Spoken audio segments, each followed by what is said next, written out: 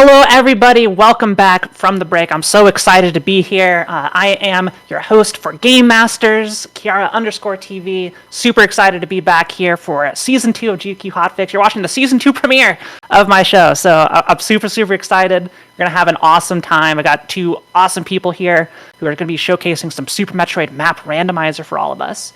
And before we get into that, a couple really quick announcements. Be sure to join the official GDQ Discord and add the Hotfix role, where you can keep tabs on upcoming events, talk with staff and showrunners, and more. Use !Discord in Twitch chat for more info. And also, another thing I'm very excited about, SGDQ is coming up this weekend. It's only a couple days away. Holy crap, I can't believe it's already here. From June 30th to July 7th, is the event days. Go to gamesdonequick.com for more info. And I am joined by the one and only Ozzy101, who's going to be taking us through an expert challenge seed of Super Metroid map randomizers. One of the best racers there is right now. Ozzy, welcome to the show. Hey, Kiara. Thanks for having me here. And yeah, happy to play some map rando for you. Yeah, and like not only are you quite skilled at this game, but you're also one of the contributors to the development of the randomizer. So what is it that you contribute to the rando?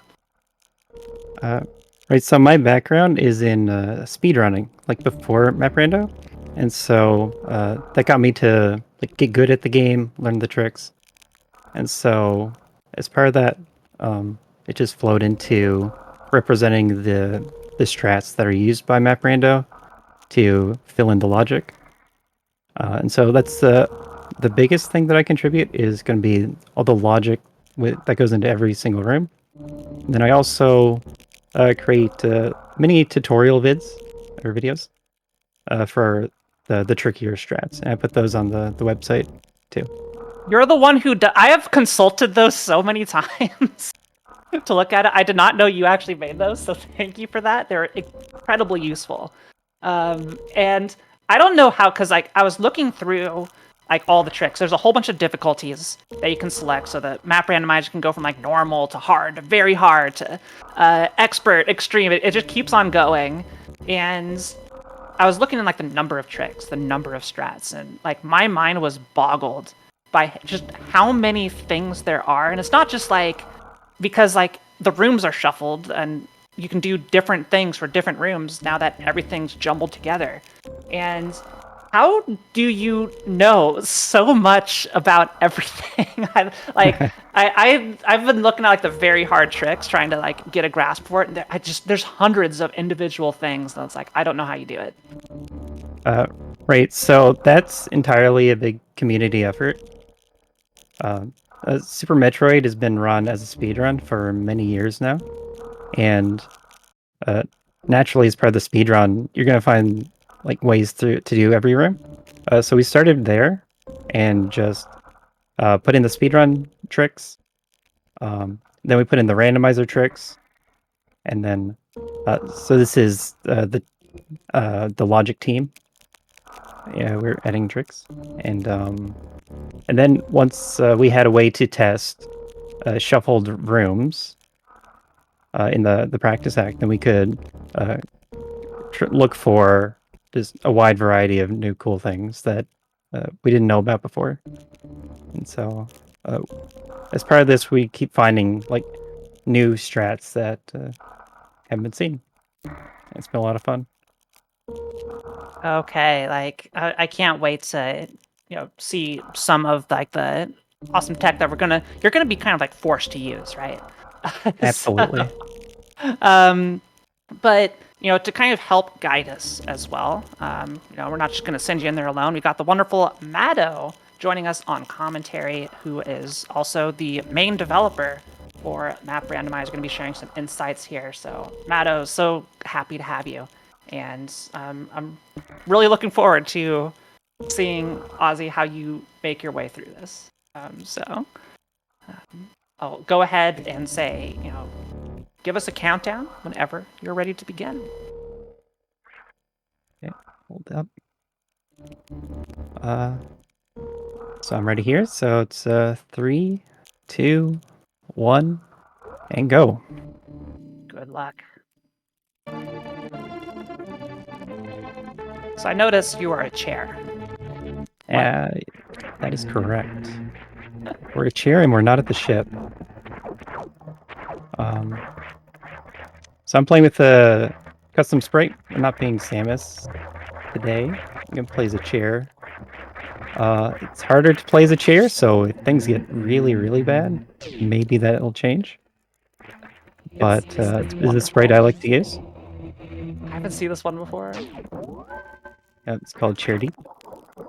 And the random start location mode that I was just playing on, there's 326 possible locations that you can start in the game. So it's actually more than the number of rooms. So some rooms have multiple locations that you can start in.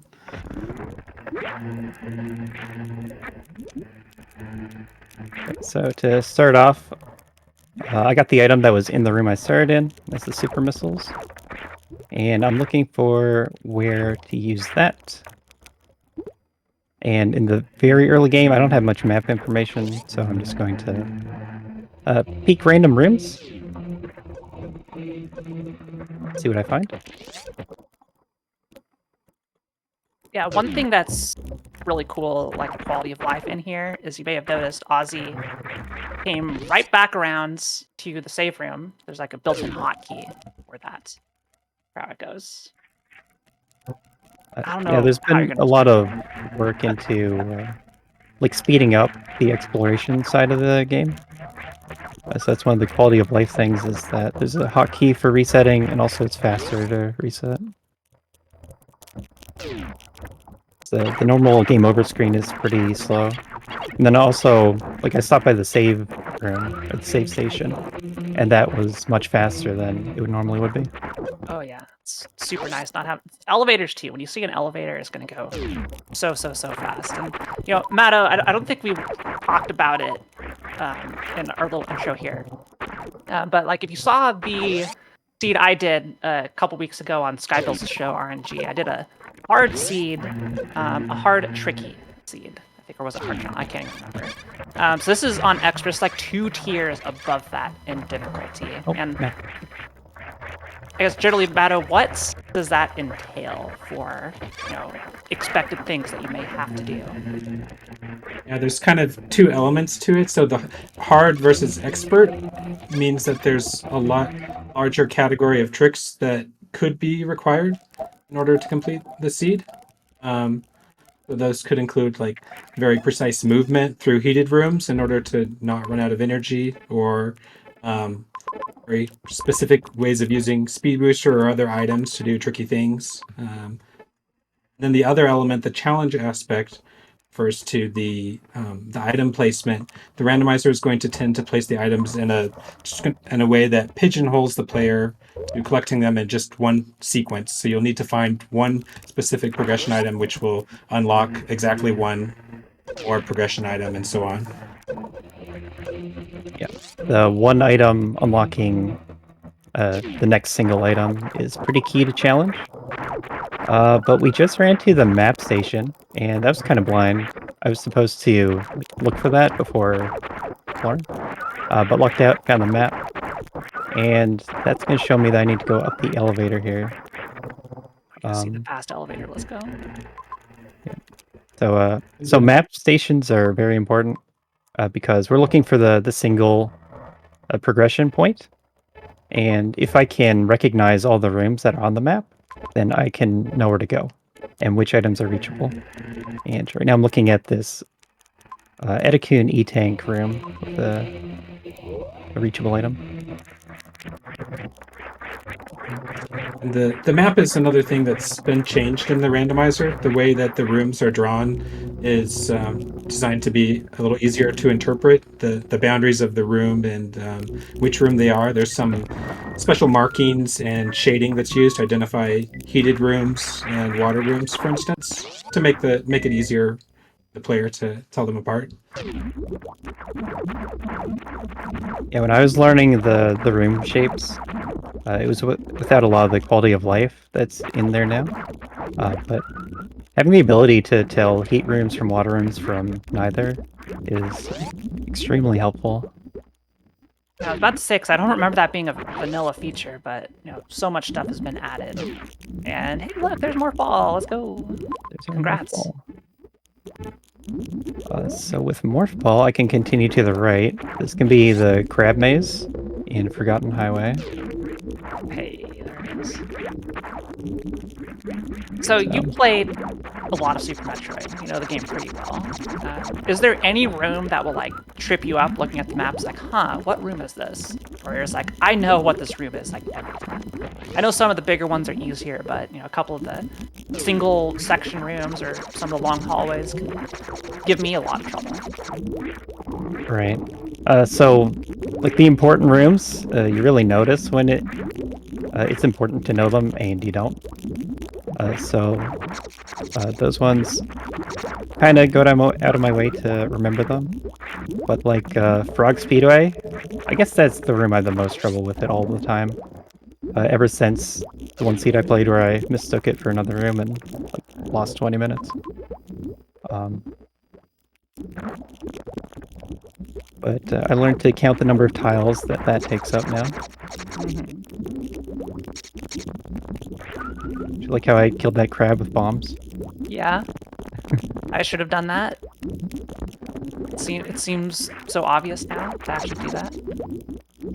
But having bombs, I feel like just being able to IBJ right out the gate can either be it's like, hey, this is gonna be a lot of stuff we can do, or it's like, oh no, what crap am I gonna have to do? I don't need to save. Let's just go over here. Next up is Mission Impossible. I fell. Maybe we'll save. Good call. Gotta be very careful with the heated rooms, because I'm just gonna take a lot of damage going through them. I need to convince Ozzy he's not in a race time race right now. You're good. Take the saves, buddy. Yeah. Unlike, I guess Super Metroid, like all kinds of other Super Metroid, the speedruns and the randomizers, you're gonna want to save a lot in map randomizer. So, perfectly fine to take this stop. I also wanted to come down here to farm up some health. And unfortunately, I'm losing all of my... I'm gonna reset. I ran out of supers.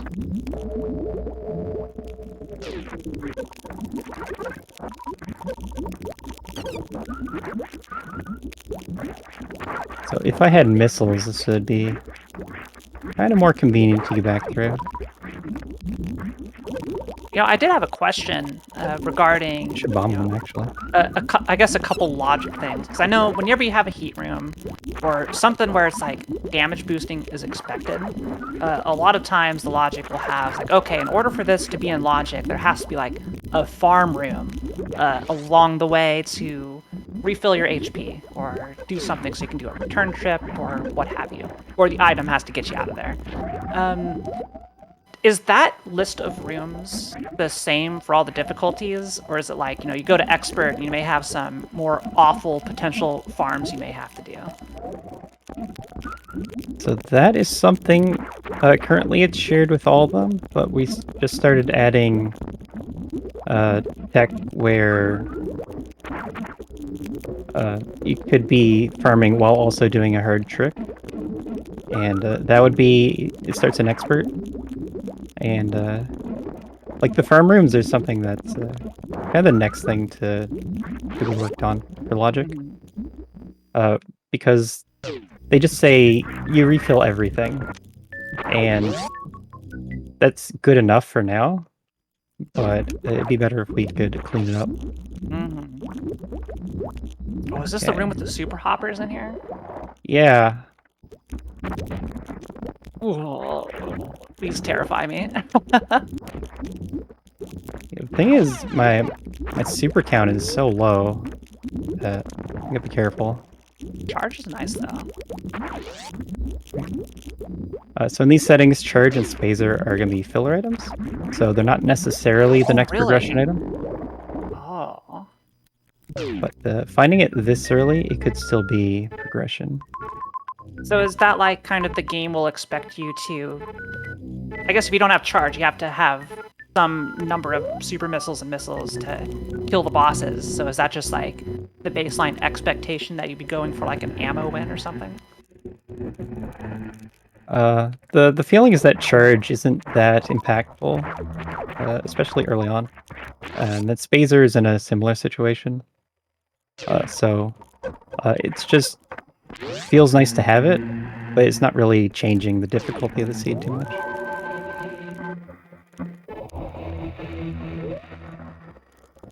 Okay, and we're gonna go That back to was a start. was a change we made not too long ago, I guess a few months ago. It used to be in challenge seeds that you would almost never see charge or spacer until the very end of the seed because they had very limited potential to provide progression. So it makes it a little more interesting to be able to see them more frequently, making them filler items. Let's do it this way. Yeah, if an item isn't filler and it's not giving progression, then it's going to be put at the very end of the seed. And so it's not too helpful to just have all of your beams at the very end, because then they're not providing much benefit. You probably have like all the ammo available too at that point.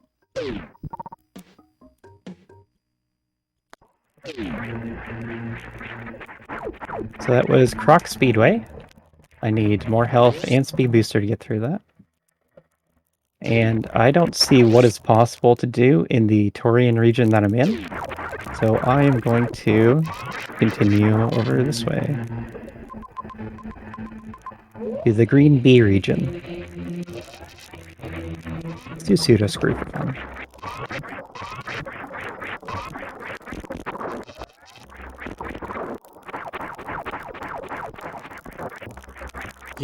Counting tiles in Frog Speedway. I think this is the room that's like easiest to confuse with Frog Speedway on the map. This room is 7 tiles wide. Frog Speedway is 8 tiles. Okay, we got through it. So it's called Thread the Needle Room. Kind of painfully slow if you don't have a good weapon to clear the enemies, because they are still Meridian enemies, and so they're going to be doing about 60 damage per hit. That item is reachable, but not easily. So I'm not sure I even want to go for that right now. All that Hoda Ruby missiles. And we're playing on Expert, but that still means there's a little bit of leniency.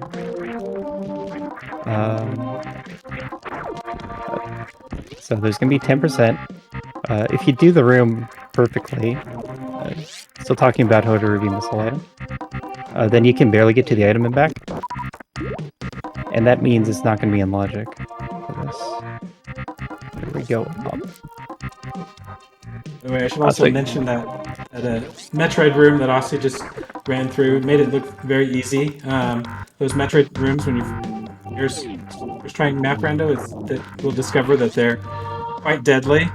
You're almost certainly going to get grabbed by those Metroids and die, unless you've worked out a specific way to avoid them.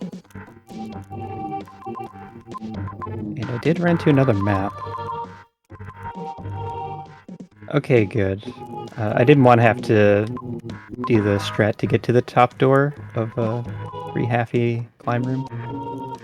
It would have been a 3-door jump, and then you do a IBJ after you break the water, while also killing the mock droids fast enough, and then jump over to the door. But I can't do the room after that, so I'm not going to go that way.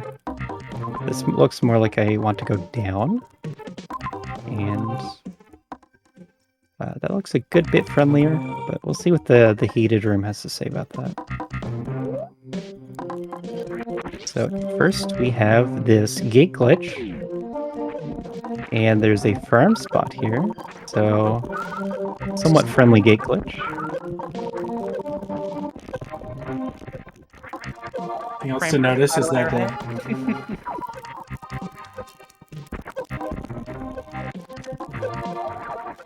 of course, dealing with heated rooms is always more difficult when you don't have an energy tank, and on these settings, it's quite likely that the randomizer is not going to give an energy tank for a while, or if it does, it's going to be because you need it to get through a longer heated room. Yeah, one of the standout parts of challenge is that the E-tanks are progression. So it's going to avoid giving you one until it provides progression. And so if you're going to play challenge, you have to learn to not make mistakes. Basically how it goes. That explains so much. So I did a hard challenge seed, so not nearly as difficult as what it expects you to do here. Also, grats on missiles. And it ended up being where the whole seed I had like 4 E-tanks, and then a locked off area, blocked by like all the bosses where Mother Brain was, had every single remaining E-tank. Every single one was over there. And there was no other item. It was just 100% E-tanks in the entire zone. I thought that was very amusing. So that was a death. So that is the Ice Beam tutorial room. It's the room above Ice Beam. And Logic's going to expect me to go left, get the item, and come back with the current health. And... Really? Right. So that seems impossible, right? And Yeah, that's why I'm going to look elsewhere. Yeah, I'm going to not be doing that. Okay, so wreck ship area looks the next most likely for progression. But I believe you can get through this room, and then this room also. So I think I get to those missiles, but nothing else this way. Okay. And that means we are going to wreck ship. Best of luck. So on the way over there, so Matto, I know you worked tirelessly. I can talk, I promise.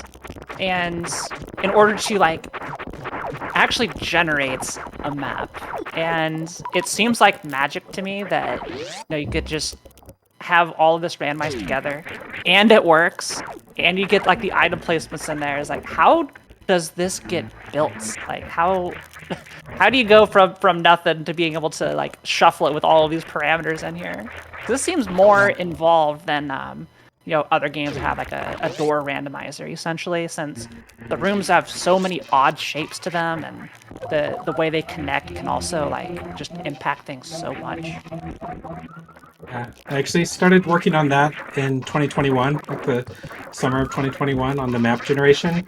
And it took about a year to get that working. It's quite a challenging problem, the way that the randomizer does the map generation. Every room in the game is placed on the map exactly one time, and all the rooms have to fit together geometrically. So every door connects to another door, and you can see it on the map, how the rooms fit together, and that is something that has to be taken into account in the map generation. And so it's actually done using a machine learning model. So it's a neural network that's trained using reinforcement learning to try to generate maps that satisfy all these constraints of everything fitting together. And it's not just the doors, also like there's certain rooms that are one way, like you can fall down a crumble block and not be able to get back up. And the map generation has to ensure that there's some way that those loop back around, that there's not just a piece of map hanging off that you could go into and never come back out of. But yeah, it's quite an interesting problem to solve. Yeah, like this this style of randomizer existed before, of connecting any room to any room, but it didn't have the neatness of like the rooms looking like they're physically next to each other. It was just teleporting you around. And So since the rooms are actually connected, then that adds something that you can use to advance through the randomizer and plan your routes around. And that makes a big difference to playing these faster, better. Yeah, so in other words, like none of the rooms are going to be overlapping with each other. I mean, outside of the Exactly. toilet, but that doesn't count. You get a preview of some of the rooms that it goes over. But yeah, so like not only do you have to get these to work, you have to get it so all the rooms are included, and it also has to, be functional to play, and none of the rooms can overlap. It's like the amount of constraints on this is incredible, and I'm still just like, even though I'm amazed that it works, it's truly a fascinating randomizer here. Yeah. I wasn't sure if it would work in the beginning, like when I first started working on it. It was kind of like, let's try this and see if it's possible. First two tries didn't work.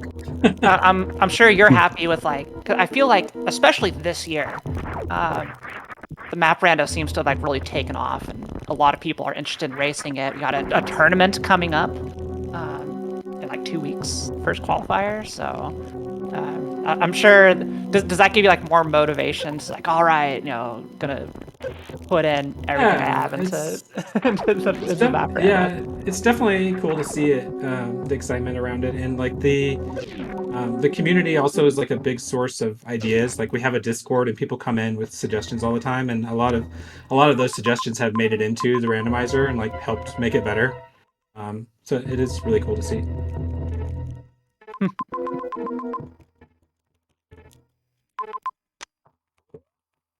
I remember the first time I did it was kind of someone raided me, and I was like, "Hey, we did this." Like, "Oh, that sounds cool. I'll make it a stream incentive."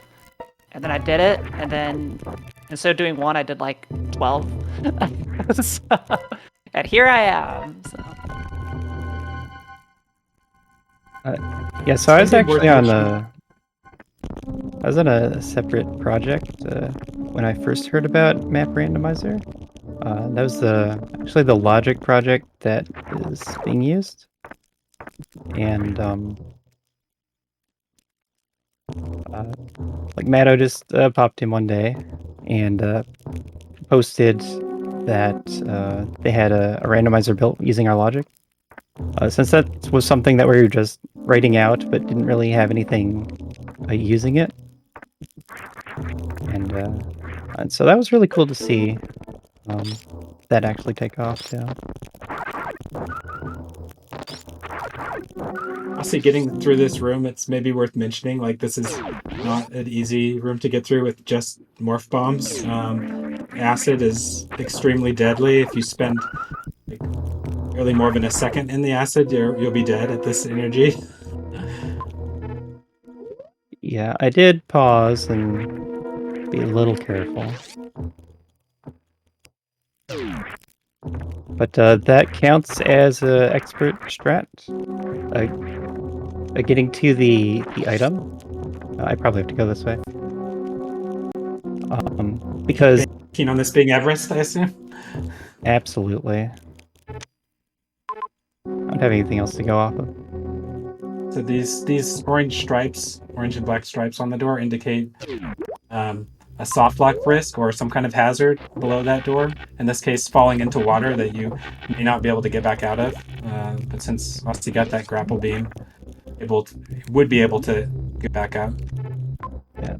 So like I've seen one water room so far. Yeah, I think it's just the 2 fish tank doors. So there's only a limited number of caution doors that are going to be leading into water. But because I got grapple, that almost always means Everest, which I'm in now. If I had more health, then I could think about the heated rooms that use grapple. So it's just likely that this was Everest, and if it wasn't, I would have been stuck and had to get grapple again.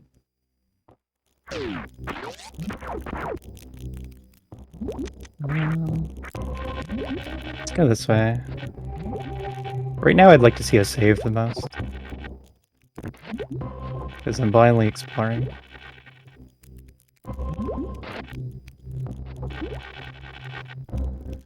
would it be a map we're grapple gonna jump. speed if we didn't have to go try some doors, you know? Well, Yay, the powerless save room. You love to see it. yep. The scam save room. Save room will of course turn on after defeating Fantoon. This sprite's just too good. And the fact that that save room is here means that Fantoon is in that same area in Norfair. It's one of the constraints that the randomizer uses on the map generation. Yep. So Fantoon is mainly used to power the map station and that save station.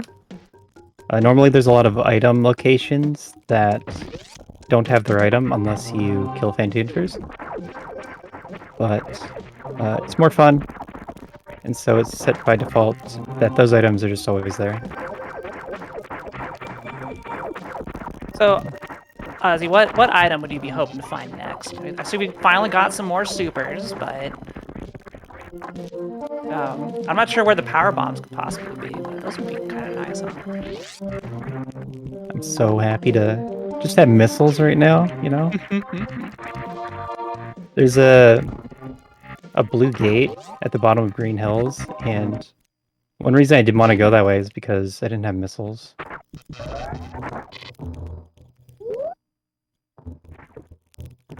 But I guess I don't know. I guess Spring Ball's probably next. Be nice beam. Some kind of weak movement item. But I'd be happy to have E-tanks or high jump. Yeah, after playing so much on like not just expert but also on extreme, which is like another level beyond this, are you just like so used to doing a lot of really ridiculous stuff with no E-tanks? I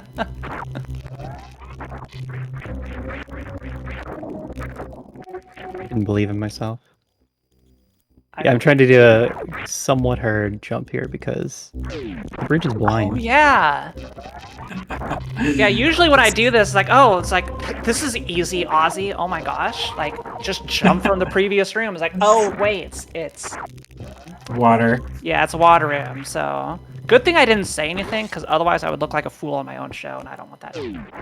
Oh, this looks promising. You got Speed booster. Yo.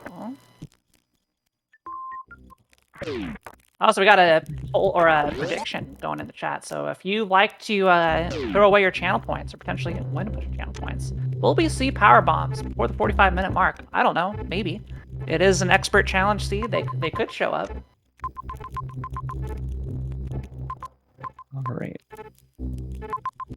So new progression item means I need to look for what it unlocks. And I think Torian, I can just forget about it. The good thing about Torian is it has my only save, so can't completely forget about it. But also be happy to see another save room. Oh, do the difficulties change like required save room placements? Or is that just always the save rooms are going to be where they're going to be? That looks right. The save rooms are placed as part of the map generation, which is currently it's done ahead of time before you select difficulty settings. So it's not going to be affected by that. Gotcha. There is it is something that the map generation takes into account. It tries to place saves in a way that's fairly balanced, or to the extent that it can. It's something that changed like through the development of the randomizer. If you saw like the randomizer in early versions, you could have like multiple save rooms right next to each other or connected to the same room. So there was no like balancing, and it was definitely like a problem that players could feel. Like it's definitely much nicer having them somewhat balanced. But you do get situations like this where there's a save room, but it's powered off in this case. And so there's times when wish you had another save. So, this is like has been been something I've been so curious about. I feel like every single question I've asked is like I've been so curious about because I am a very curious person. I like knowing all the little things. So you said like the difficulty. So like the maps are generated first, and is that just the maps like regardless of item placements, and then like the difficulty that you select is going to determine where your items end up? Exactly. Yeah, the maps are generated like as a separate stage before the items are placed. The items are placed like when you go to use the website and generate a seed. That will like take one of the pre-generated maps and populate it with items. Okay. But there's tens of thousands of pre-generated maps, so there's a lot of possibilities for it to draw from. Here's a cool trick I can do. So using Oh yeah, speed grapple. and grapple. Wait. No way this works. Are you serious? That gate activates with a grapple? Yeah. Unfortunately, there's no like real setup for it. But grapple will just clip right through the gate. How precise is this? Well, precise enough that I can't find a setup. So just run at it. You need speed booster to have enough speed. That's so cool. I believe.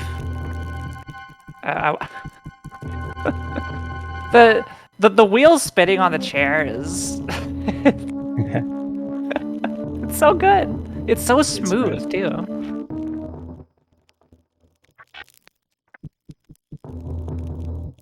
This is the kind of stuff I am here for.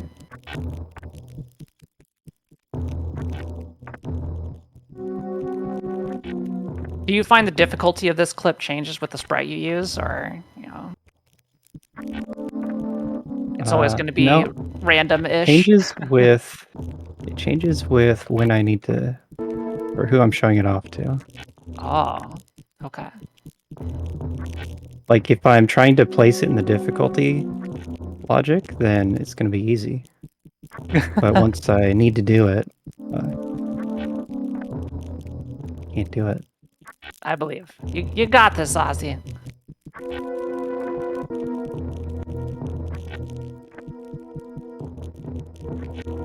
I mean, I could literally watch this chair going back and forth all day. So this was found by Bob, who has a big archive of tricks like this that we've gone through. And he's been a great source of just finding weird things that you can do in the game.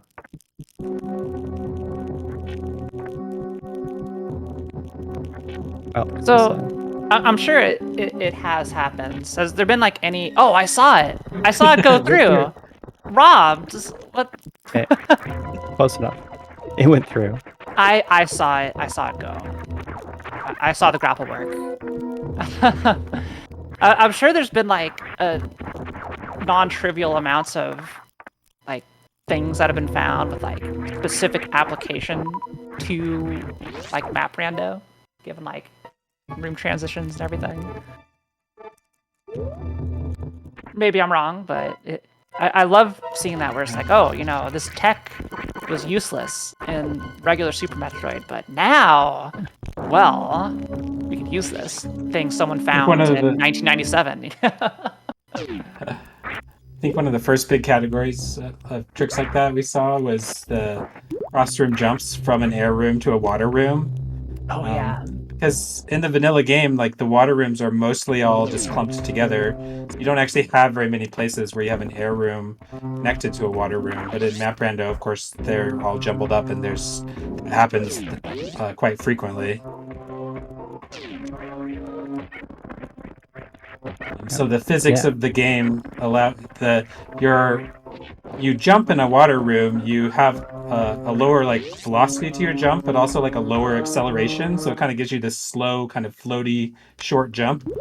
If you enter from an air room, you can get the high jump velocity from the air room, and then the low combined with the low acceleration from the water room to just allow you to fly up really high. Like gravity jumps are a very known thing. That's when you jump with gravity suit on, you turn it off, and you go really high. So the idea is similar to that. You go from a air room to a water room, and then there's just a lot of. It's just really important to know how to do that, and pretty easy to do too. So that puts it. Let's just put it at a lower difficulty.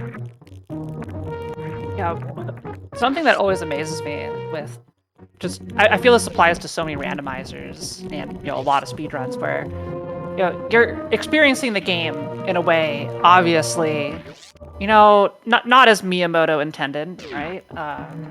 It's a little bit different than base Super Metroid, but there's so many situations. I've noticed this specifically with like the gravity jumps between rooms where just the way the room is built, it works so often and like so specifically so many times. Where it's just like, huh, it's amazing how often you have just enough to go do something and pull something off with some trick. Like, there's a couple like, double spring ball jumps that just barely gets you enough. And it feels like it was almost designed that way. Yeah, and there's certainly speedruns that are just built with that in mind. Like how RBO works by just spacing the E-tanks that you need to be able to skip the suits. It just works out perfectly. But in, I guess if we're going to talk about the harder level techs and what's barely possible, like then there's lots of small tricks that you can do with spring ball to get through water rooms, specifically the sand halls with the views. There's just so many very strange ways of handling those rooms. So that looks like progression. Oh my It's a goodness. reserve tank. I'm gonna go down here. Can you get out of there? No, I'm stuck. Okay. There was a chance I wouldn't be stuck, but now I am. With a chance to be like you have like enough runway to do something. And hey, those power bombs. Yeah. Speaking of power bombs, where are my Interesting. believers Yeah, at? Who thinks we're gonna get? We have only like 7 minutes until that prediction is over. So running out of time to find some power bombs. Aussies. I know you have full control over where y'all are. Also, I love that. I love that you can build up speed there to even in a like with enough runway to do that in water. Oh gosh, this game's awesome. I just want to say, I love this game. Yeah, that's another thing that you're not really gonna know about until you start playing map rando or some ROM hacks. It's probably been done before in ROM hacks, but you can just run from a dry room into a water room, and it's going to let you build up that shine spark. And there's a even fancier version of that I'm sure I'll have to do at some point, and that's where you slow down to a complete stop on the water side, and so you can build up that shine spark with basically no runway. Really? I don't think I've ever seen that done, so I kind of hope it happens now.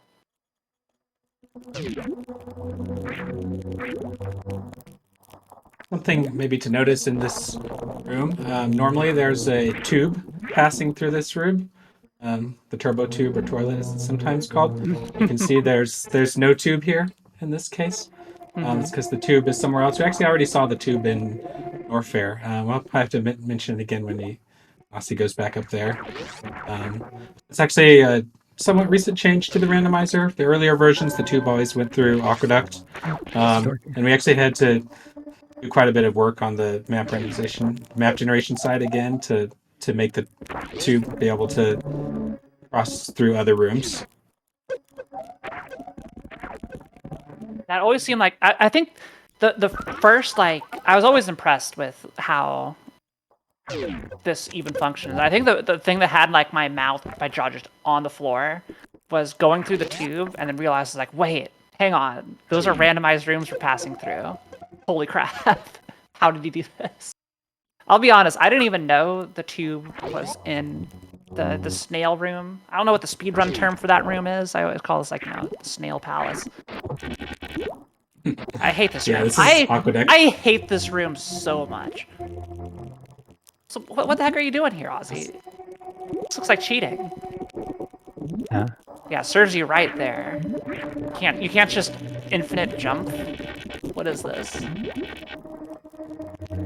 Do it again. Hopefully better this time. Without high jump is a good bit harder because the jump window is smaller. That jump was also pixel perfect, and I guess I happened to land on the right one. Yeah, Railcoon in the chat here. I'm also like, this is something I've seen done. Matto, how does that work? How do you just get infinite jumps in water? What's going on? I mean, honestly, you might be able to explain it better than I can, but it's a tech called grapple jumping, where you swing from grapple and then morph and then unmorph and jump in a certain frame window, and you're able to repeat that process of morph, unmorph, and jump. That's basically all I know about it.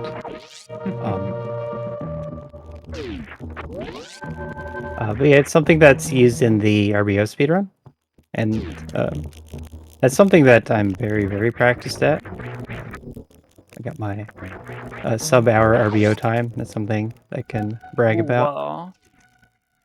Yeah? So that's with worth the bragging. big grapple jump is in it, and then there's another one in Dragon's room.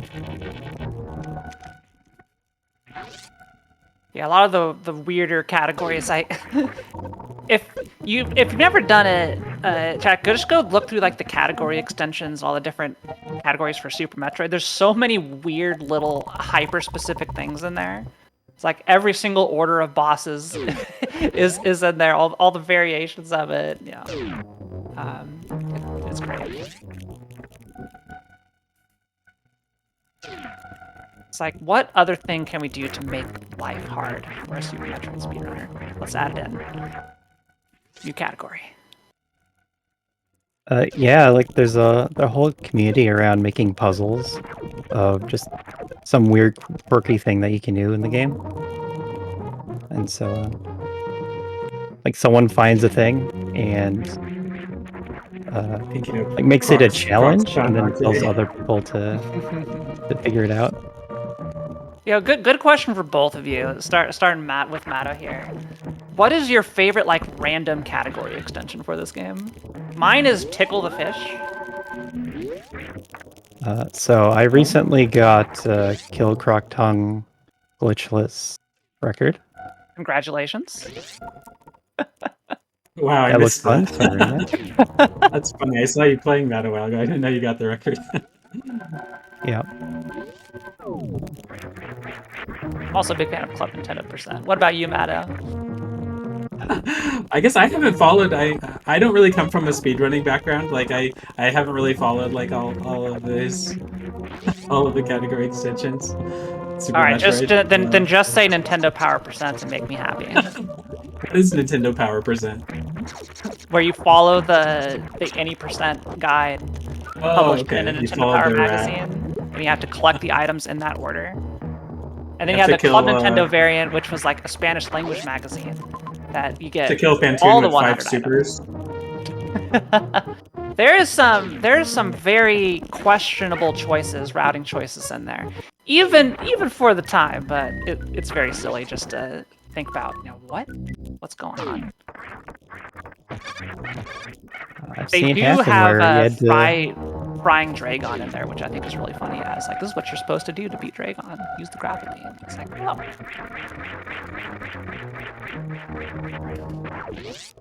Yeah, low item Phantoon is something that can come up in map rando. I've seen people recently do super only Phantoon. Sometimes the game just holds out on the missiles.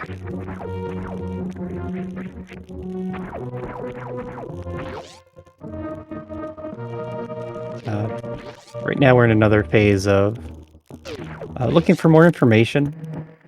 I've had a couple of maps, and so that's actually pretty good overall world exploration progress.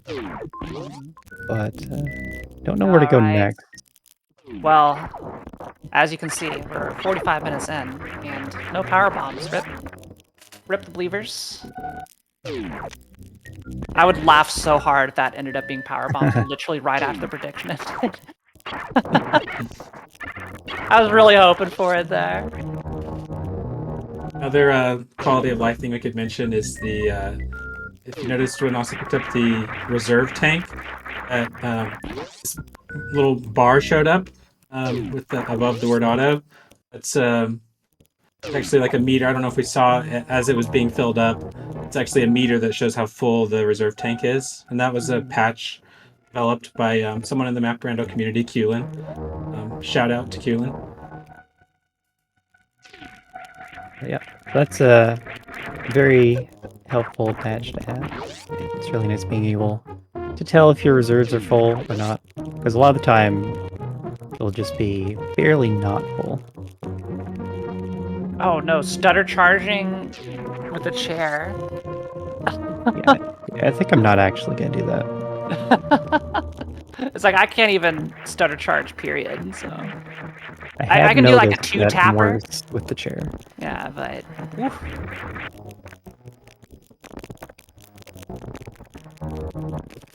So I am thinking back to that one room that I died at earlier with the major in the heated room. Like Yeah, it is going to one- be less damage on the way back, so it may be possible. Ice beam tutorial room. Yeah. Yeah, that's what I like to hear. Can we do it? Maybe? Let's go find out. Or not. I'm actually not sure exactly where you're heading right this second. Oh, we're heading in blind. Heck yeah. Oh, the Mama turtle Turtle room. This room scares me so much. With, oh, double missiles. That turtle, like, if you don't have gravity suit, you could just get locked and one-hit KO'd by that turtle. How its hitbox works, and I have the hardest time with it.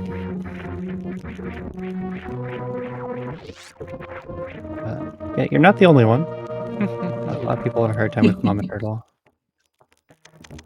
Pretty sure when the initial version of the randomizer had that trick was in like the easiest difficulty. It's been bumped up. Yeah, I still don't quite understand it, but one day I'll practice enough and I'll get the feel of how to get on the turtle's back without dying. Yeah, so the logic, it's written starting from like what's barely possible or what's hardest, because that's the easiest to get consistent. Like if you just play your best, then that's gonna be a reference point versus just trying to do something in between. So after we get like the hardest version of a strat written, then we need to go through and either add leniency or add an alternate way to do it that's less complicated. And that's how we keep breaking off into more text to describe your movement through Super Metroid. I imagine it's like a big community process determining, is like, is this hard? Is this extreme? Is this trick? You know, should we move this up? Should we move it down? Or I imagine that like, the conversations never end. I think the Discord, hearing the feedback from players, has been a pretty big factor, like drawing our attention to specific strats that could be a problem. Yeah, as well as just watching streams of people try out Map Brando, see how well they handle rooms if they run into any trouble. Yeah, and if you want to try map rando for yourself, coincidentally, it's easy to remember. Maprando.com is where you can go to play around and generate some stuff. I encourage you to give it a shot. Like, it's as far as like Super Metroid randomizers go, I think this one's fairly accessible with how much customization there is, how much difficulty options there are. Whereas like the easiest difficulty, it's like, what do you base that off of? Like, okay, this is what a player would be expected to do, just playing through Super Metroid, not doing anything Yeah, special. I think basic is basically intended for someone who's played the vanilla game. Maybe played a vanilla randomizer a little bit, but it's not required. But basically knows how to wall jump. Although you could turn that off if you don't know how to wall jump. You can turn that tech off, toggle. Yeah,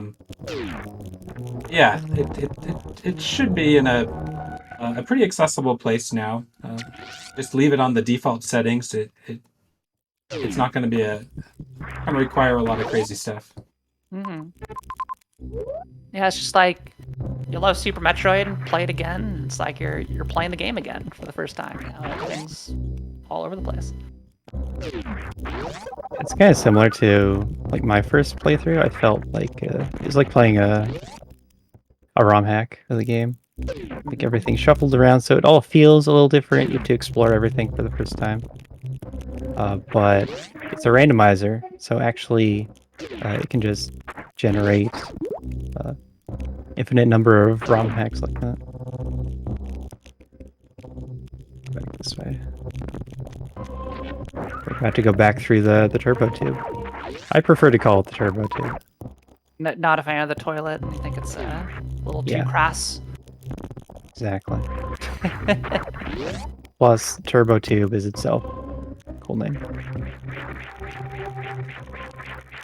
That is probably a better name for it.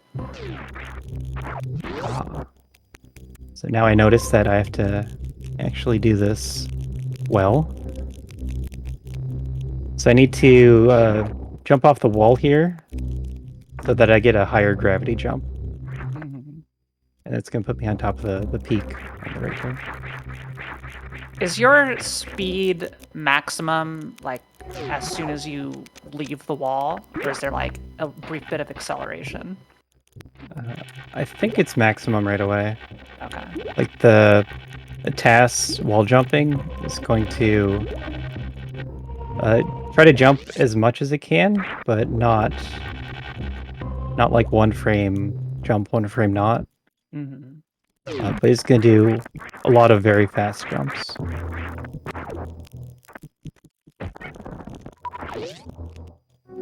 That's my understanding of it. There's maybe something a little funny to mention with the turbo tube there. It actually changes your position when you come up into the next room, Everest in that case. Which can actually, I guess it's not making a difference here, but it can actually make a difference in some scenarios. That little bit of extra space that you get of coming out of the toilet also centers you horizontally in the transition. It puts you a tile higher too. Yeah. Nice. Oh, geez. Well, yeah, you spent less energy getting through the door than actually no. Yo, the spazer. That's not what I expected.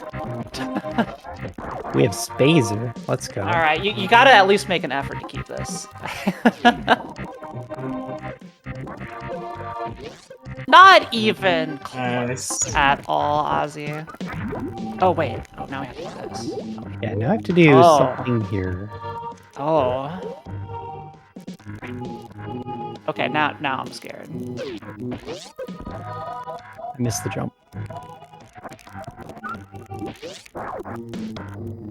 Yeah, so for this, in order to escape, I need to get another little gravity jump by jumping at the last minute to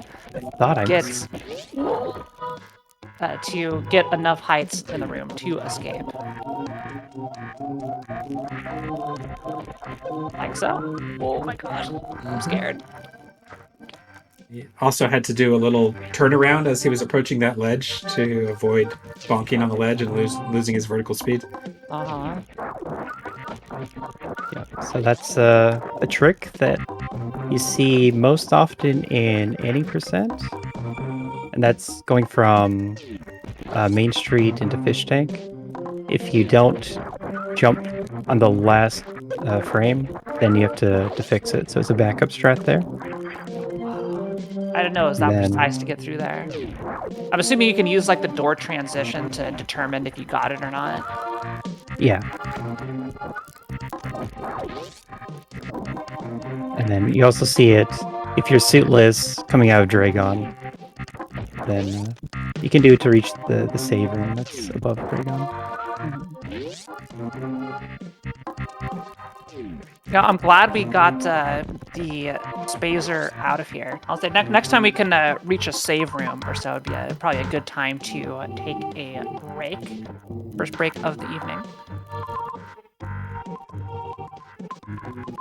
Yeah, I'm not entirely sure what to do, so maybe it's a good time for a break. That sounds like a winner to me. So let's go ahead and do just that. Everybody, don't go anywhere. We're going to go into a brief break here, so be sure to stretch, go refill your water, look around, and just, get a breath of fresh air. Touch grass or something, I don't know. Actually, not anywhere near me. It's so hot right now, so I wouldn't blame you if you don't want to go outside. I'm not going outside. But if you missed out on any of our shows or events, be sure to check out the VODs on youtube.com/gamesdonequick. And as always, your subs, Prime Gaming subs, gift subs, and bits cheered on the GDQ Twitch channel help support Games Done Quick Hotfix. So if you enjoy watching speedruns, consider subscribing to the channel for more. See y'all soon. Welcome back from the break, everybody. Hope you had a nice stretch, and make sure to hydrate, everybody.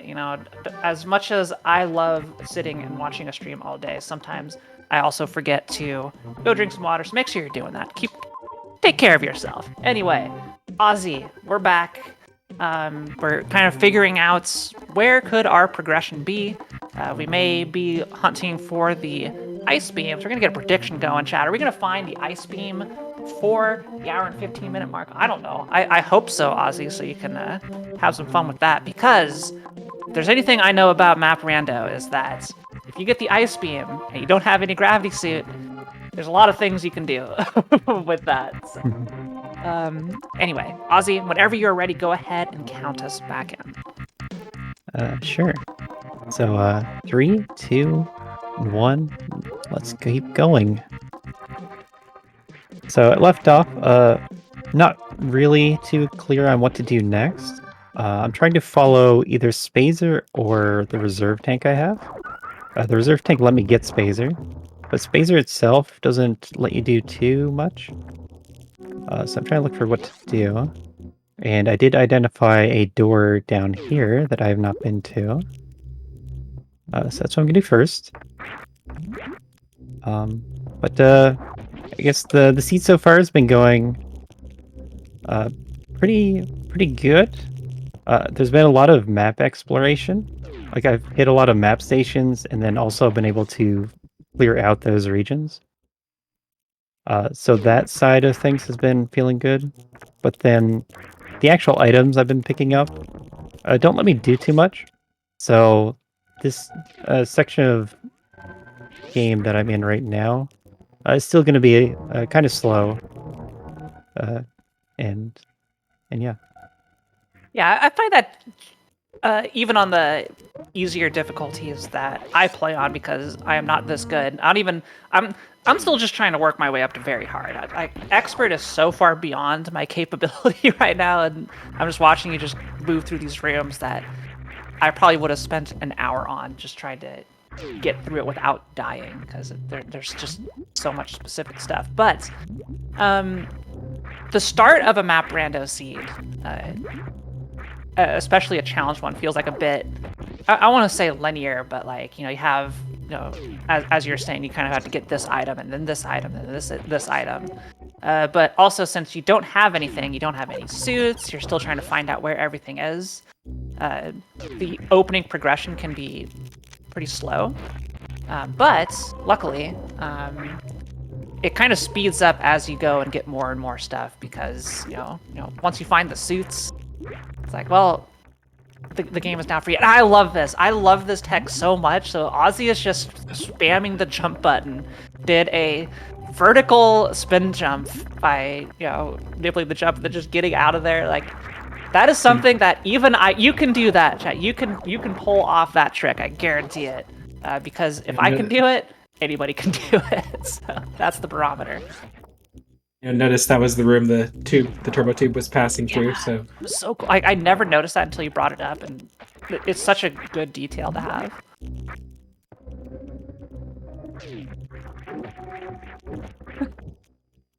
I'm struggling keeping a straight face every time you spin jump with this chair. Yeah, I love the chair sprite. Yeah, it's really well done. Also, hey, the bomb tree zone. Yeah, so that was not progression. When I saw that it was the crab shaft, as in it was another water room, then that's when I knew I was soft locked. And now I gotta find something else to do. Speaking of graphics customization, one thing we should maybe mention is the randomizer has a few other customization options for how the rooms appear. Right now, Aussie's playing with the vanilla room graphics. So the rooms appear the way they do in the normal game. But there's options to change the colors of the rooms or change the tilings of the room to match the area that you're in. So that in Norfair, for instance, like we're in Norfair now, the rooms would all appear like the Norfair rocks or with a reddish color, which is a relatively new feature to be able to theme the rooms in that way. It's just added in the most recent release of the randomizer. Yeah, I know Amoeba of Doom has been putting in a lot of work on that, and if you want to see, I think I used the random tile set when I was on RNG a couple weeks ago. If you get a taste, or you can try it for yourself, maprandom.com. Head on over there. Yeah, it's a massive project. Amoeba Doom is the lead on it, and there's a kind of a team of artists that manually go through each room. There's some tools to help with it, but a lot of it is just manual kind of work, drawing the rooms, tiling them the way they would be in each of these different themes. Say his name and he appears. Shouts to Amoeba of Doom in chat there. Welcome. Yep. So that is something that would be nice to show off, but also see Minnie in the chat. Minnie was the original creator of the SMJSON data project, which is what the logic is based on. Ooh. So many awesome people.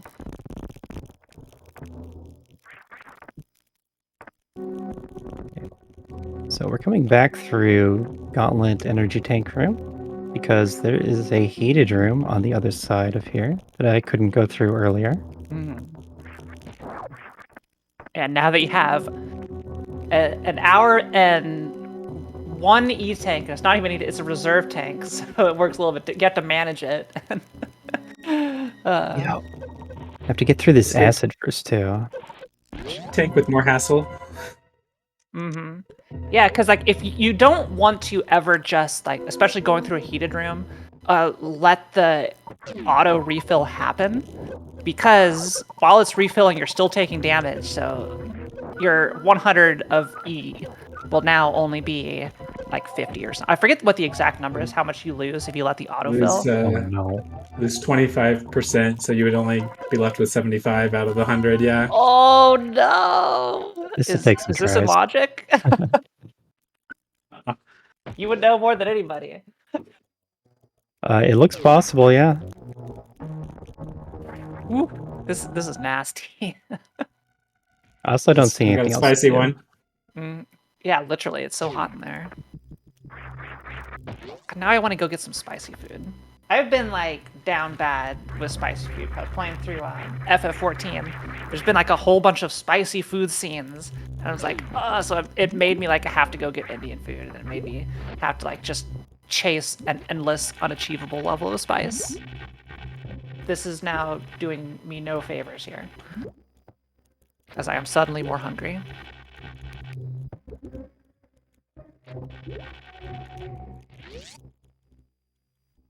So unfortunately, it's not a very quick retry.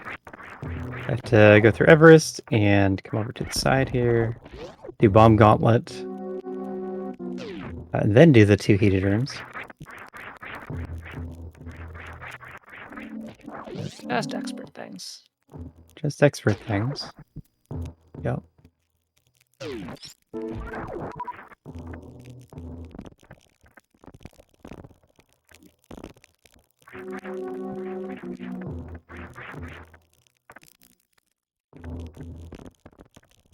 You know, the worst part of this is that it's through the gauntlet. Because there's no real way to speed this up, because you need the HP, so you can't just tank it by sitting through the acid. So you need to wait all the cycles, then you have to like go bomb it, then wait another cycle, and then It's hard I'll to say, do. I am too, glad I am not the juggling one playing. Like, I was in there for frames and lost a third of a tank. Oh, that was bad. Was that all missiles? Oh, yeah, unlucky missiles.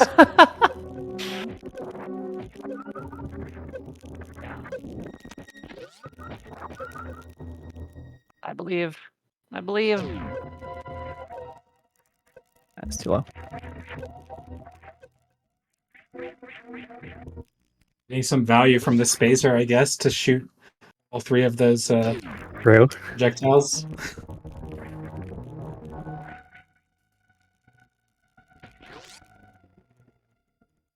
Yeah, my setup for the jump on the head in the room that I'm dying in has me do a full height jump into a wall jump. There I waited a little bit too long. Yeah, I think the only way I've been able to get up there is like, okay, just run across, build up some speed, and jump and pray. And doesn't look like there's enough time to even do that, so I would be hosed.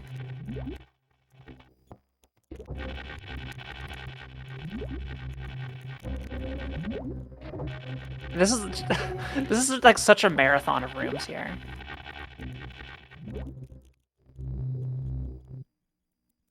But it's okay. Something will be there. I was kind of expecting some hard thing to be as part of the seed. And hopefully this is the only thing. Yeah, so again, if you are just joining us, this is Game Masters, and you're watching Aussie 101 take us through an expert challenge difficulty seed of Super Metroid Map Randomizer. So expert means there's a lot of really hard tricks that are expected, like this lava room jump, and then challenge, that means the items are placed in such a way where you kind of have to do these things in order to get them. So like, you're not going to go find a suit for free. It's gonna, you have to earn it. You have to work your way to it. And we are seeing that with this very difficult set of rooms. Yeah. Yeah, avoiding the acid right here is very difficult. And then the heated room after, that hurt, is RNG on what drops I get. So a little less health this time.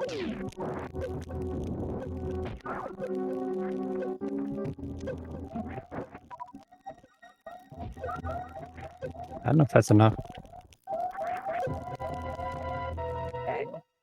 I do have a request. Can I see the death animation here next time if we do die? I don't think I've seen the full chair death animation. I wasn't paying close enough attention.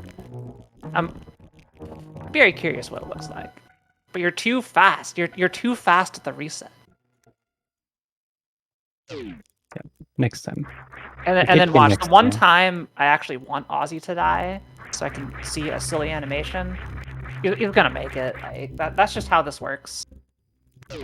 No doubt in my mind, this is the one. So again, I have to get a kind of precise wall jump to get up through this door with enough height. And we're using, it's called a gravity jump. It's we're jumping from an air room to a water room. Gonna have the wrong physics applied, so you just get a lot of height.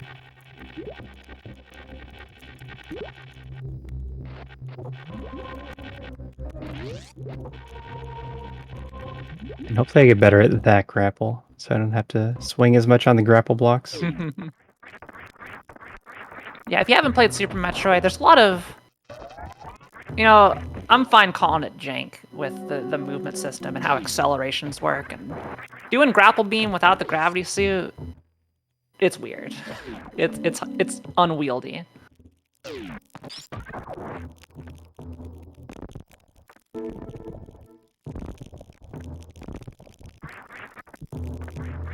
I'm also doing all this with speed booster off because a speed booster it does quirky things with your jump height when you don't have high jump. So by having it off, I'm gonna have more control over how my jumps work. Yeah, aren't there some situations where you jump like lower than you would, or Yeah. something with like it just really negatively affects your height? Yeah, it's basically most situations. It does pain me to turn it off because I love going fast, but jeez, that acid is so rude.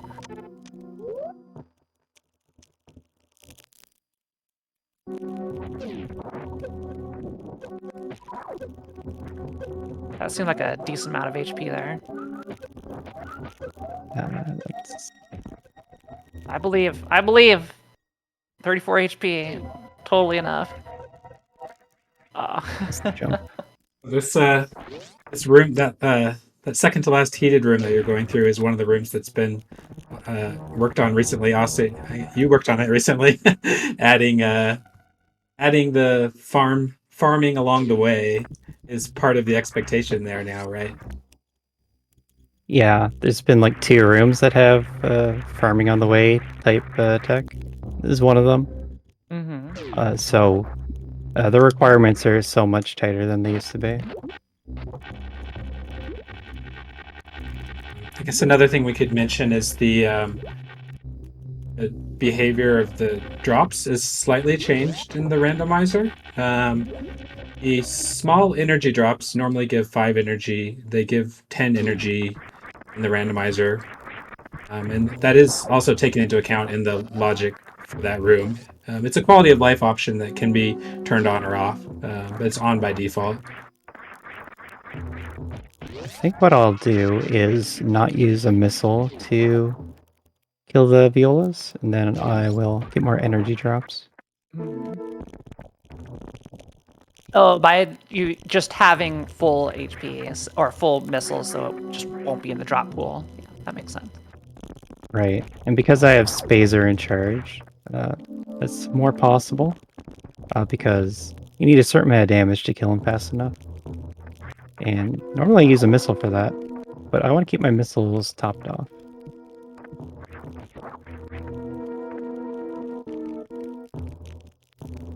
And of course, if I could get through the acid here very well, that'd be a lot of health. Whoa, okay. Gosh, that was 20 damage in like how many frames? Yeah, so anyway, Ozzy has to go through this heated room and then hopefully farm up some energy off of these. And he's going to go into the next room and has to do a precise double jump and in time get through the door on the top before his HP runs out. And it's like ridiculously precise and Wow. well, there you go. didn't even need that reserve tank. Easy. You did that with one E-take. How's that even possible? I'd practice. That's what Good that answer. Good answer. Oh, so it continues. Reach this door so that I can refill my energy, so we can reach the other door.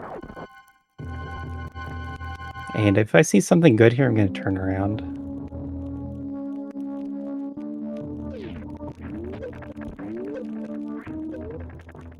Well, now what do I do? Do I turn around? Well, what harm would there be to go for it? You know? You have so much energy now. You have infinite energy. Gosh, how are you ever gonna die in a hot? Oh, look who it is! It's Dragon. Okay. How do you feel about that?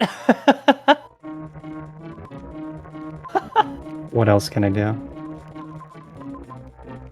Real time, Ozzy looking for outs. Yes, outs, please. Yeah, because no suits. Can you even, like, use the grapple beam strats with no suits? Is there enough HP? Yeah, I have enough health. Okay. This scares me. Again, another situation. I am glad Ozzy is playing and not me. Okay. I don't really see any outs. Best of luck. Okay. I need to not get turret sniped.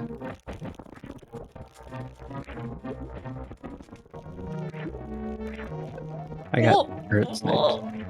I thought I got him. I thought so too. Okay. Well, what's the worst that can happen? I mean, I can still do it. I just have to do the farm strats now.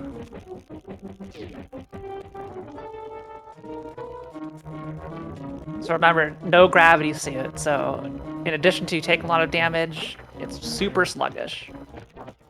No power bombs to easily get through all of that. Like, I'm gonna stop talking. I can take another hit now. I also have enough ammo to do a lot of damage. Okay, grabbed.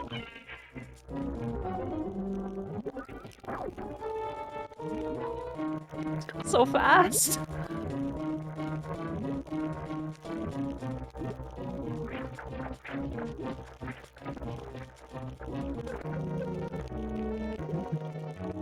Indecisive.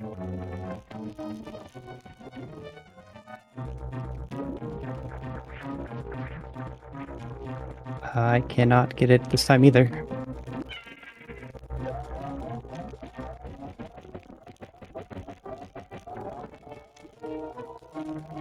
It's harder without high jump, is the problem. Yeah, I imagine.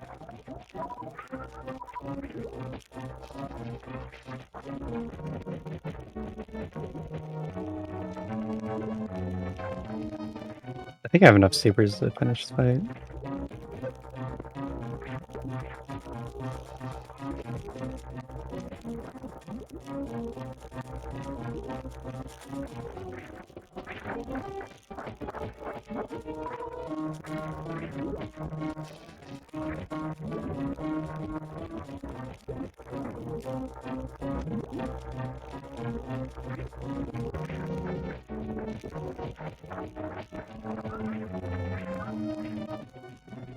At least we're getting some HP recovery here. I have a pixel of energy in my reserve, so I can survive another hit. Is it random when he's going to... Oh, GG! Nice. Wow. Is it random, like, when he's gonna hit you with the tail? Or is that, like, predictable? Yeah, there's randomness to that. Well, GG's. That was... Ozzy, my heart. I'm getting my cardio workout of the week. Watching that. That was awesome. So, for those of you who don't know, Dragon, you may have noticed, was moving pretty fast there towards the end. And it has, to my knowledge, it doesn't, correct me if I'm wrong, like Ozzy and Matt, it has nothing to do with like the damage level, but whether or not you've been grabbed, and you kind of like just keep speeding up until you eventually do get grabbed, and I'll reset the speed and go back down to some slow swoops. Okay, not another heated room. It stopped giving me heated rooms, finally. Yo, you could sit here and farm for days. Easy game. Well, there you go. The will. Was that straight? Was that Dragon straight into Cathedral? Yeah. I remember.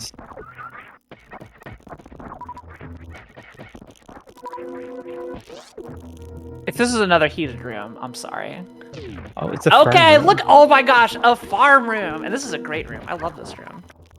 It's the early supers room. First application many know of the classic mock ball, but you actually have speed boosters, so you don't even have to do a mock ball. It's gonna calm down at this farm spot. That was a lot of things in a row. Because this is still on the same run as they got to the E-Tank. You had to continue into Dragon, into another heated room. I don't have speed Yeah. on. Yo, do a mock ball here for the fans. See it. A chair mock ball. Yeah.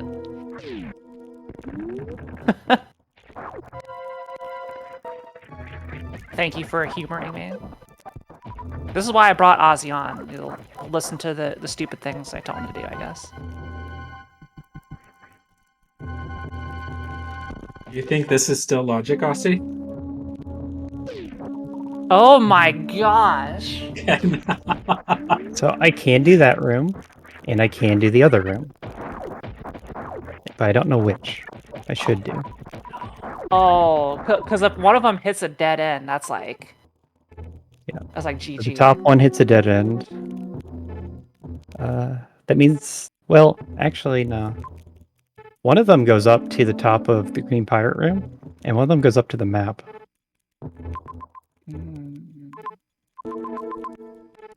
Wow.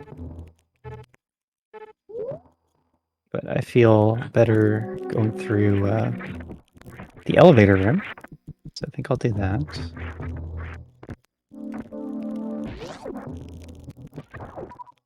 Getting every bit of HP possible.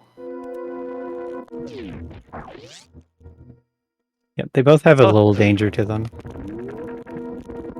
Yeah, it's one of those things where it's like, okay, you may have enough for this room, but what comes next?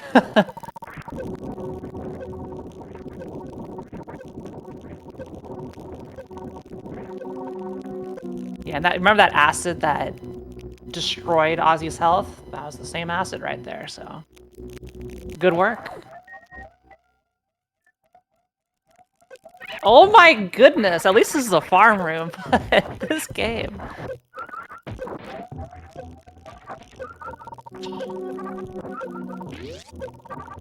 I saw like 6 HP, how are you alive?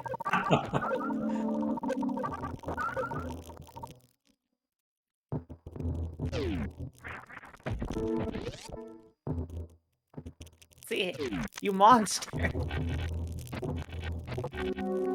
Is this the item? It Power is. bombs! There we go. Power bomb. We had to Well do done. this. Oh. And I have to do it backwards. Oh, I know where the other door goes there. So that's nice. When you enter a room, it's going to give you the outline of the full room. And so I can see that the elevator room and the Climb Supers room are connected at the bottom. I don't have to go that way. We just have to escape. Yeah. So I'm going to get back to my peaceful early Supers room. And then I will think about what to do next.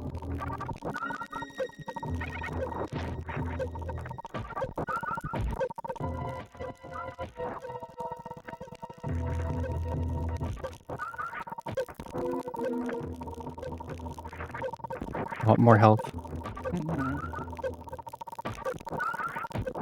I do have plenty.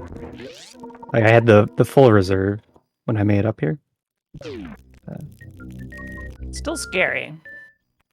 Yeah, the main thing is to not fall in the acid because it doesn't really matter how much health I have. I'm gonna die. And refreshing getting the maximum use out of the reserve tank. Clean jumps, very nice. And now another farm room. So Still no suits. Who knows when those gonna show up? Yep, those will be last. Getting the full expert treatment on this seed.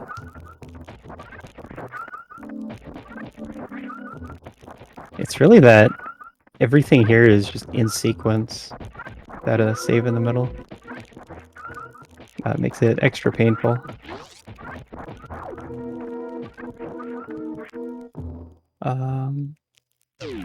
So I saw the elevator went to the right, and that should mean that this room up here goes up and left. Is what I'm thinking right now. And otherwise, I'm not sure what power bombs enable in the earlier parts of the map, but there's high jump up there, and that could be the next thing. But first, I'm going to see if there's anything clearly obtainable. Because if there is, then that's definitely what I need to do, and not this.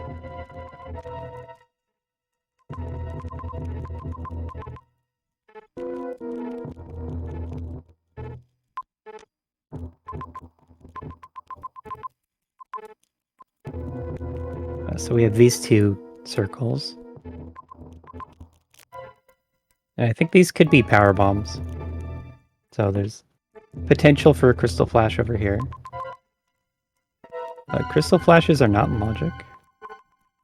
I turned those off.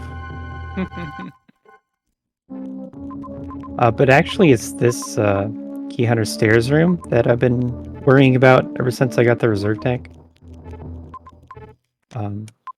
Because you just need health to go through that. And it comes out somewhere here in direct shot.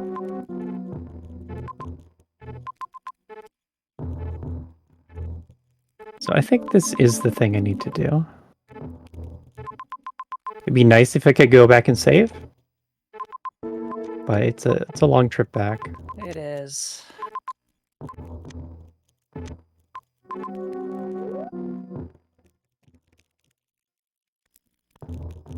Okay.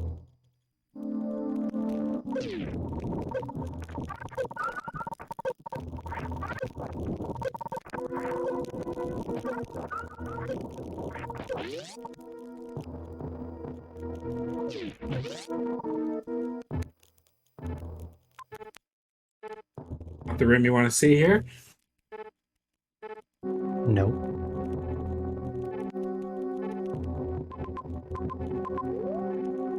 I don't know about this one. I'm gonna back out. Hopefully there's no trouble with that. There was some trouble with it.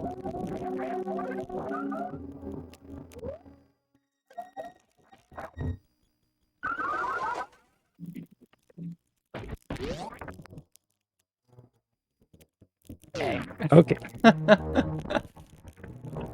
Shoot. Brutal. Yeah. So now we hit a time loss.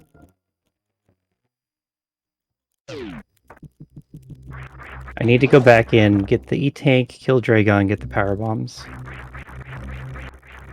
Well, this is good for anybody who missed it the first time. We'll get a replay.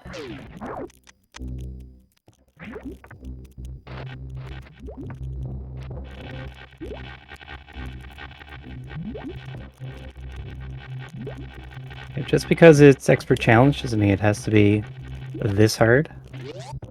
But it's what we're dealing with. It's something that can happen. Each of the rooms on their own is fine to get through with the resources I have. It's just when you do them all in a long string, then it gets more difficult. Yeah, it's like just like a gauntlet that you have to go through so many rooms.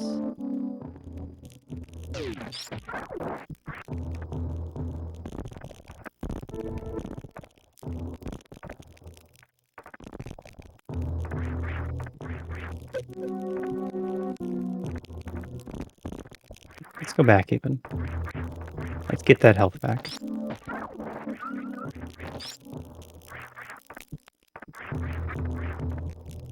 So I'm gonna get the power bombs then. I think I'm gonna backtrack all the way back to those hollow dots I pointed out. Well, it's okay. Now that you've seen it, you know what to expect. This is where the perfect run comes in. Yeah. But that last run had some clutch moments.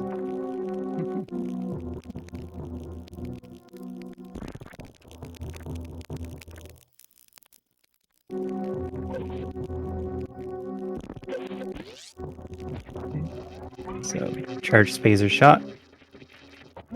And this will give me a lot of health drops.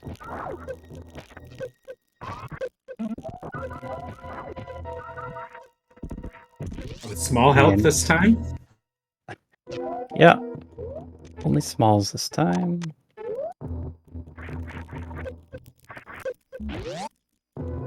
Hey, let's go.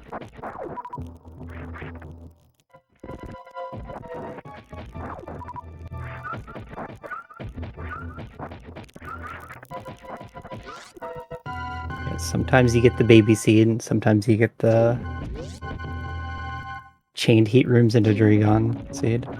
Into more heat rooms, into the return trip, yeah. Yep.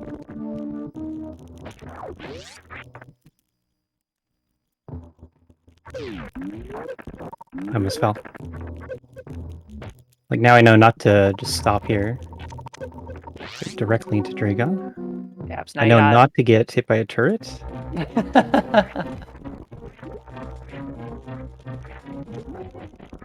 has become even more powerful. Play hit this one. Yep. There you go. No turrets. Mess around. So the thing is, I know that I need to keep my health high for the next room too. So grapple kill's not looking fantastic anymore.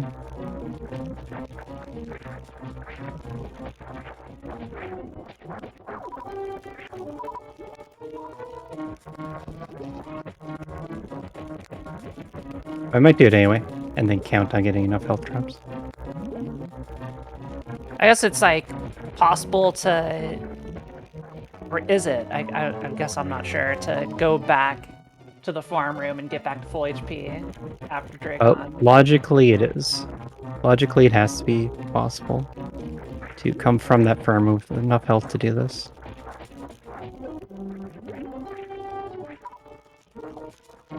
I don't like when I get gooped like that. Kinda hard to get under Dragon.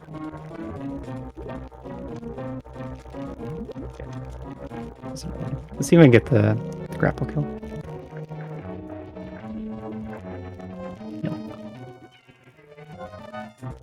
I was counting on the goops to come out, and then they didn't. There he is, speeding up. This one's better for not having high jump. Yeah, I figured out you can even do this. Okay. Alright, alright. Well done. Nice. It's gonna be nothing but a million HP. I'm allowing this to happen. Go, look There we at go. that! Look at that! Baby seed is back.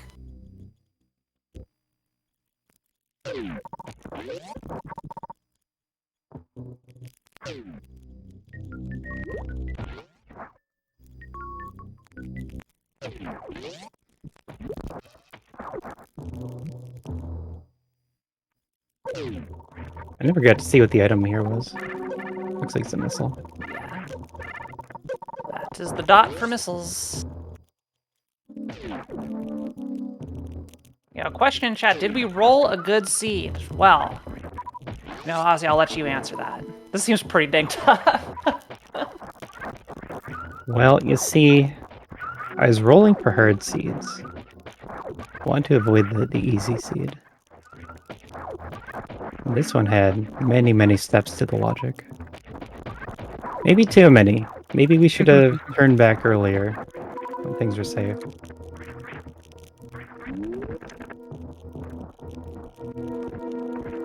I respected the effort there.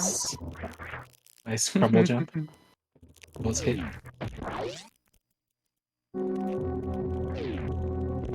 Yeah, yay, thank you. I'm easily humored. It's part of not wanting to turn speed back on too. It probably makes this room even worse because of inconsistent jumps, huh? Like a lot of these rooms I've practiced having minimal items because that's how strats are written for them. So it could be that I just do the room better if I have less. Mm-hmm.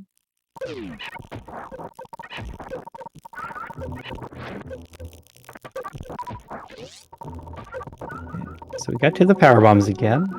Good. You had 40 HP instead of 4 HP this time. So. Yeah.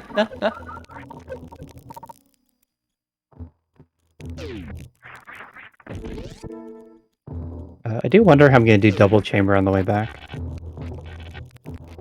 Once I get to the top left door double chamber, then we're clear. But I do have to do that really tricky wall jump off the face again. Mm-hmm.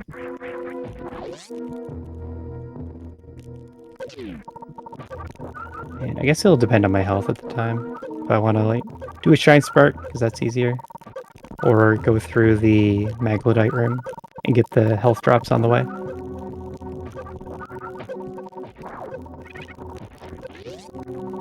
Actually, it's good health. Good call. It's when you have to farm like this that how long seeds take really goes up.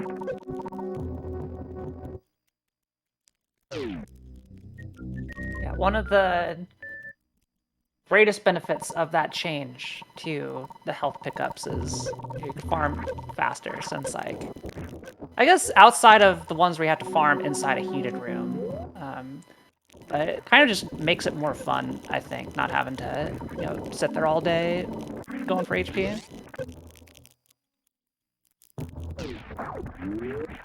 And also for those of you joining, yes, a chair is going through Super Metroid. This is one of the many custom sprites that you can pick from on Map Rando websites to play around with. There's a whole bunch of like recolors of Samus in different styles, or various silly things like this. And Ozzy, thanks again for picking this sprite. It's very amusing. Yep, I like showing off the different sprites that have been made. I don't feel that they impact my play too much. So I don't feel like I'd be doing significantly better if I switched to Samus right now. So I'm fine to just keep using it. Plus I like the sprite. Yeah, even if it's kind of like super silly, it's really well done. Like the animation quality with how it moves, how it turns, it's really smooth looking, as well as just like creative as heck.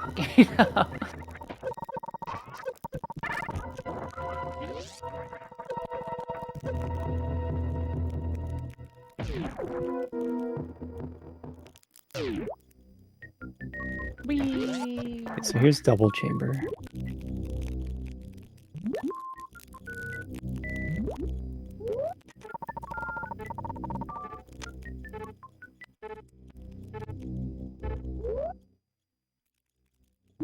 The last hurdle.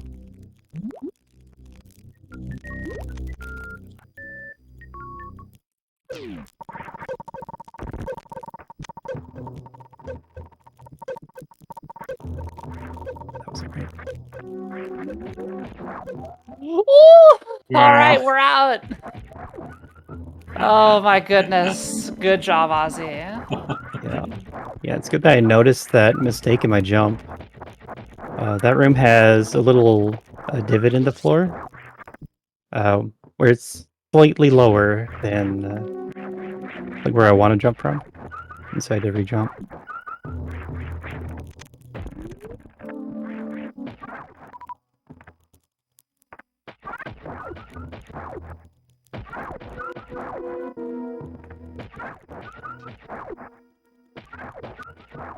I do like that I'm playing the seed well. Like, as bad a seed as it is, I'm fighting back. Don't let the randomizer win. Yeah. Be incredible to be able to get that sequence on the second try.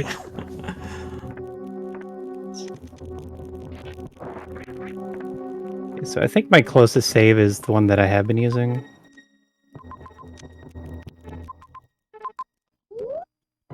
Yeah, so I'm gonna go back to that.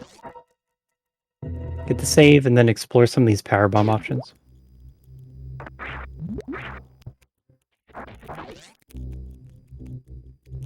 It's just unfortunate that A, there's not a good save in that region that I could have gone into, and then B, I still have to blind check rooms to find the use for power bombs. The remaining maps have looked to be across the entire region, so they're really inconvenient to get to. And ideally, they're going to be nearby, because then you have all the information and know what to do. The start of the seed had the map stations nearby, and those areas went pretty fast, but now it's becoming harder.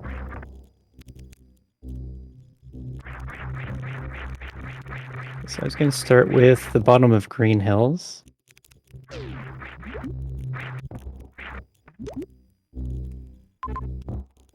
Yes. We have Wasteland on the left. I think he actually only needs another E-Tank to get through that. So that'll be scary. And then same with Worst Room. The requirements of that are kind of bad. I think 3 tanks will be enough for that room too. But you have to do it in a really tricky way, so I don't want to have to do that. But for now, we have the easier stuff. It's nice to be able to relax a bit.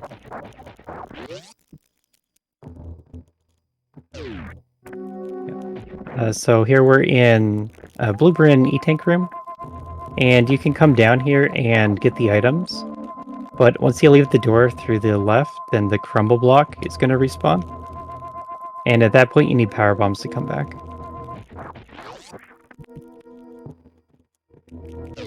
Okay, just missiles. And more missiles. So that wasn't the answer.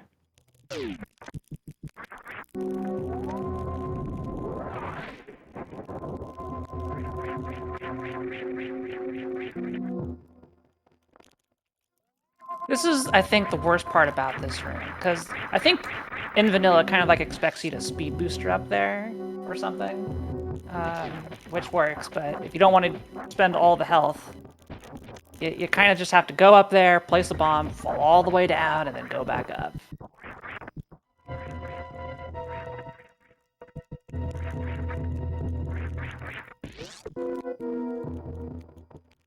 Okay, so from here, we're going to take a long trip over to the Fast Pillar Setup Room, it's called. That's another Lower Northmere room that has pirates in it.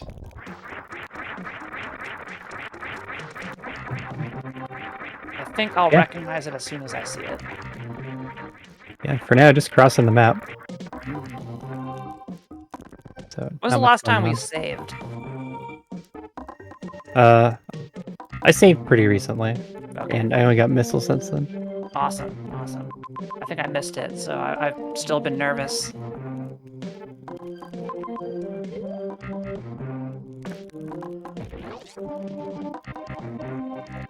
Okay, so if this is what we're expected to do,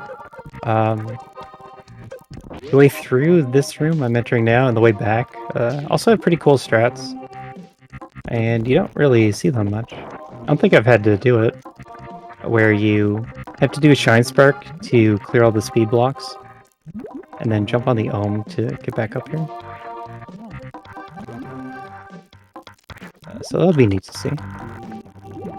Climb in 1 pixel at a time. Right. So I don't need a movement item to get through this direction. But on the way back... Wait, is that a down back? Is that how you get through these? I've always wondered. It's not a down back, it's just aiming down. That's gonna shrink my hitbox. Oh my gosh. Yep. That's plagued me for so long. Writing notes? A little easier without gravity suit. If you want to turn that on.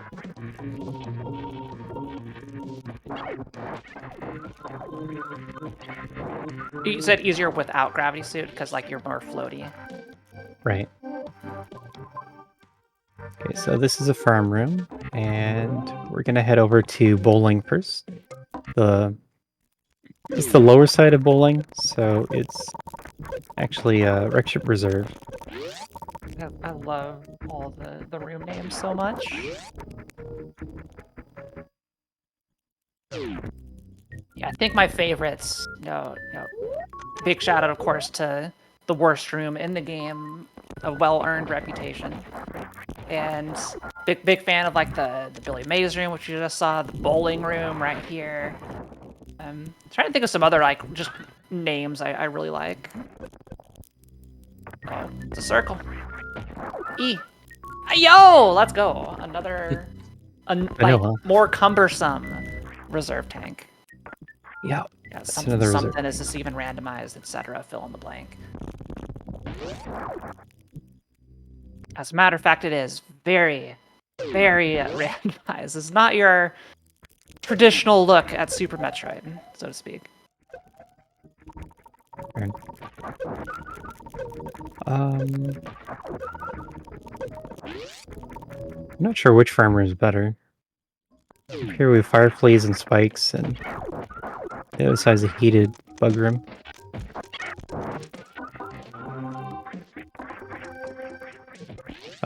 Yeah, part of challenge is that it is going to intentionally put progression in the most difficult locations. And then expert means that the tricks are all going to be very hard to do. Heated rooms aren't really that hard of a trick themselves, but there's also some leniency on how much health you're expected to lose going through a heated room. Yeah. And that can be low on expert too. Yeah, For the as ran- oh, go ahead. Oh, sure. Yeah, the randomizer will take into account those multipliers, the leniency for the heat rooms, and when it's trying to place items in a difficult to reach location, it will take into account that this room is hard to reach because you can only logically make it through with extra with the leniency that you have. If you had a little less leniency, you wouldn't be able to make it. That also will come into effect at the end of the seed when we beat Mother Brain with the escape timer, because yes, Ozzy knows where the ship is. We know, roughly how to get there from here. What we don't know is where Mother Brain is, and then finding the shortest path through this jumbled mess, back and forth, with a pretty tight escape timer.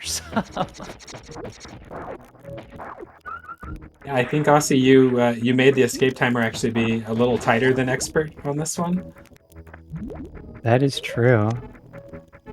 It's I guess the lowest definitely beatable timer. The no leniency applied multiplier. A lot of people from Missed chat again. giving us some great room names. Yeah, chat, go ahead and share your favorites Super Metroid speedrunning room name. I see I got the Forgotten Highway Elbow. That's a good one. I do have to say, so Kingdom Hearts is not the actual name of the room. It's called the Mickey Mouse room, but I call it Kingdom Hearts because I think it's funny. It's like it's Mickey Mouse. There you go. So many good names. This is the Ron Popoli room, which I think was like a 90s advertiser. Infomercial guy.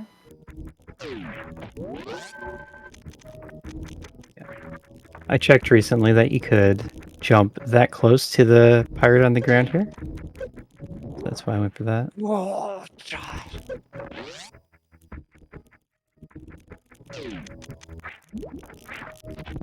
So unfortunately, we're going to have to farm a bit more.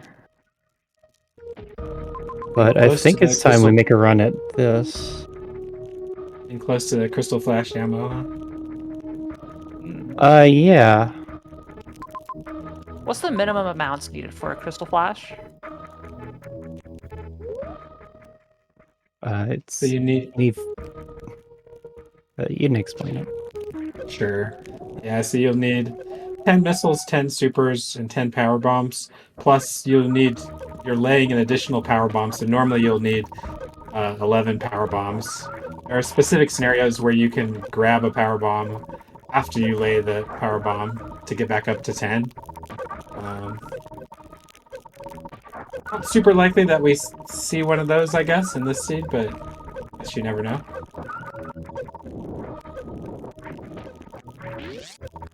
Um,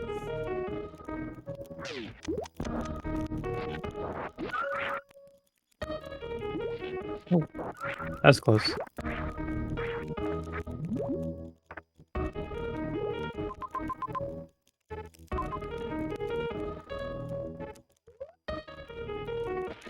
I don't think I need to save. I don't think I will. But this is I the don't run think that you we're have gonna any make. items, right?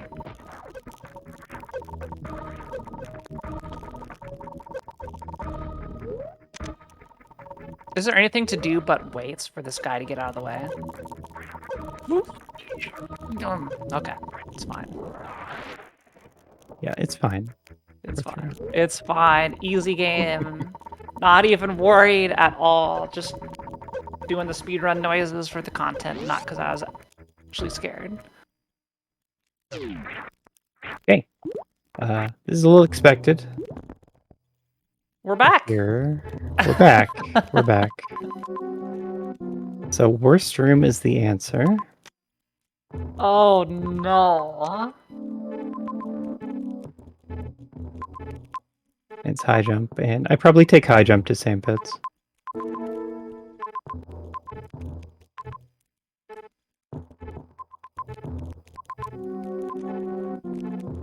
And yeah, that's just what we have to do. I should have enough health to do this part. So then I get to cut out the first half of the long run. Hopefully.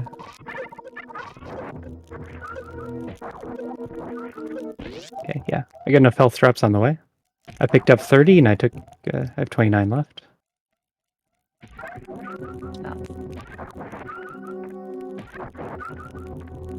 Okay. Or wait, hold on. I don't have a movement item for worst room. Yeah, is that wall jump possible?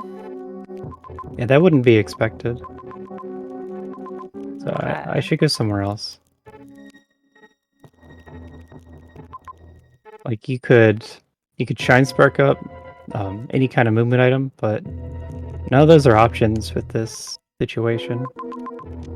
So I should be looking for something else. Like maybe down here there's a orange door I could go to. Otherwise I don't see anything. Could there be anything like in the sand pits in the snail room, or is that just gonna lead to death? That's not reachable. Oh, right. Right. Here's something I pointed out before. Wasteland was the other option. So that is where I should be looking right now.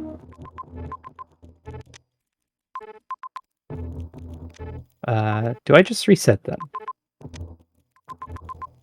Reset, do all this backwards? Wait, hold on. I'm kind of trying to figure out how you get out of there from your current situation, so... Yeah, I actually can't do the strat I was thinking of before with the Shine Spark into riding the elms. Because there's not enough runway. Yeah, this is I think one of the more interesting parts of Map Rando as well is knowing what tricks are available, what's kind of expected, and then figuring out like, what the heck does the game want me to do? Where the heck am I supposed to go? And sometimes it could take a bit to get there, and you have to do numerous awful things. I've had situations where I spend like an hour or something on a super, super difficult trick out of my skill set, only to find out that it led to nothing, and then also to find out that that trick was never expected in the first place. I just wasted my dang time.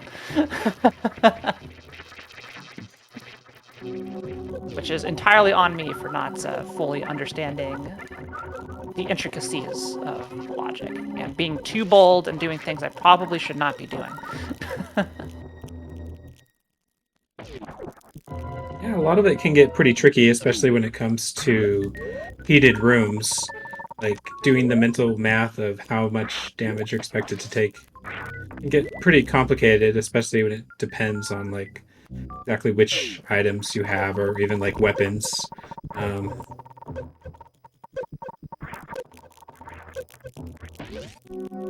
That was smooth.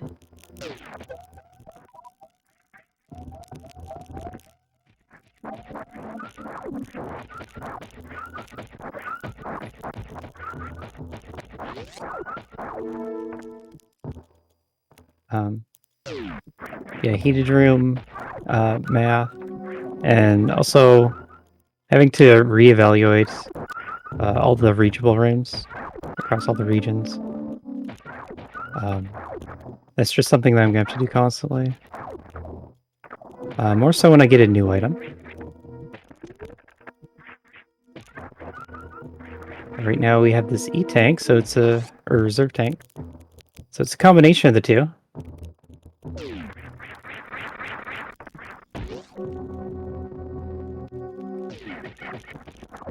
But right now it's going to be a save, followed by an attempt at Wasteland. I know I can get to the item, and then I think I can get to the bottom door. But doing that, you have to wait for the elevator. That other orange door I was looking at before, going down there's a soft lock because I don't have a way to back up Precious. Or the Precious room. So that's why I'm leaning towards Wasteland first. And then Worst room is the other option, but I don't have a movement item for that. So to actually get up fast enough, I'd have to do the frame perfect, pixel perfect wall jump. And that's just not Wouldn't expected. be an expert, yeah. Yeah. That's an extreme, and even then it's with various suit, because you're not expected to get it first try. So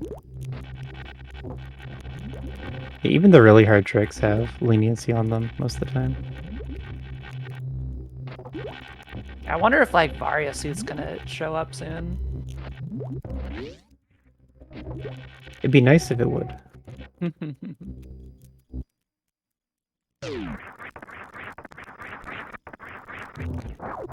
So the Wasteland is, I think, probably in my top 5 most hated rooms.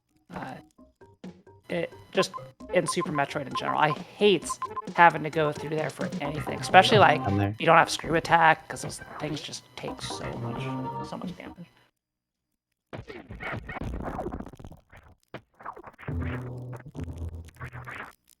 Yeah, went a little bit the wrong way. It's just over here, pretty close to the save room. And I don't really know what we're gonna get. I'm still thinking that Ice Beam is likely to come up, because I found a room that ice alone is enough to get through. Mm-hmm.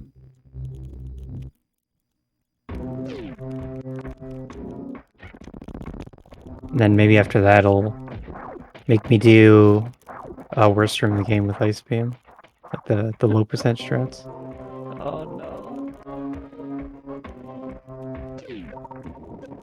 Yes, here we are. This is the room. And I'm very curious to see how you get past these guys. Oh, that's not supposed to hit me.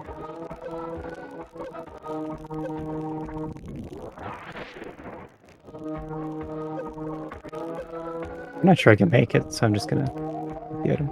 Okay. Well, at least we got information there that that's missiles. So next time we don't have to waste our time with that. Give me information.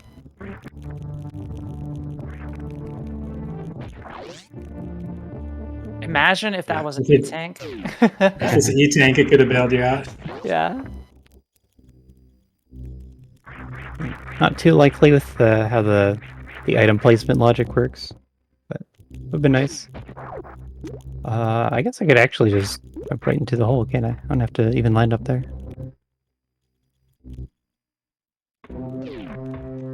But the last time I had to do this strat, which is just rolling under the Disciga, I also had some issues with it.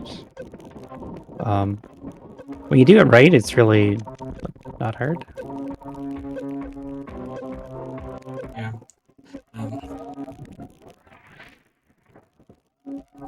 Thing that Aussie is alluding to about how the item placement works might be worth talking about. The randomizer always makes sure that. Oh wow! Okay, you're gonna get to see the next room. It's the moat. Moat, So that was on okay. me. That was on me. I was supposed to Randomizer. manually use my energy and reserves. In order for an item location to be in logic, the randomizer makes sure that you can reach the item and return back to the start without using the new item. So in the case of an E-tank, in order for an E-tank to be logically collectible, you would have to be able to get to the E-tank and make it back without using the refill. And so if the item were only one-way reachable, you could only get there, but you couldn't make it back. And the randomizer is going to put a filler item there, so like a missile, for instance. It's designed that way to make it easier for players to avoid soft locks. So if you see an area where you can go down a one way that you're not going to be able to get out of, it's more likely that that's not going to be where the progression is. The randomizer is only going to give you progression in a place that you can get back out of without using the item.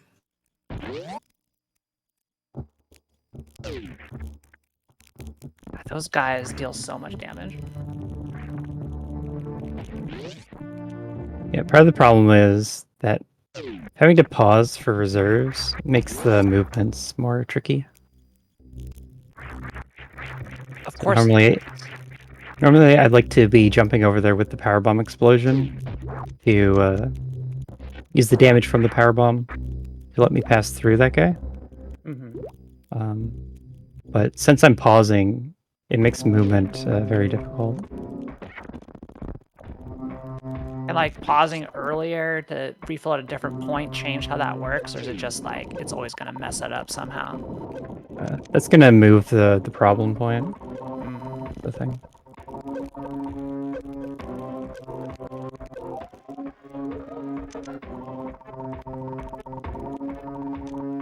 I also lost about 30 health in my reserves.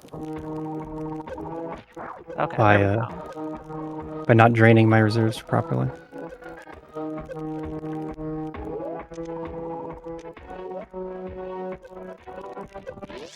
There we go. We're through. Nice. Let's get this item. Yay, missiles. And hopefully this is more heats. Okay. Looking promising. Oh. Looking like heat. Well, I'll say, this, I think we made it through that room. I'm super happy we made it through that room. I guess next opportunity we have to potentially take a break here. Let's go ahead and do that. But the lucky thing is there's enemies here, and we can get some HP up. So, yeah. Yep. Okay.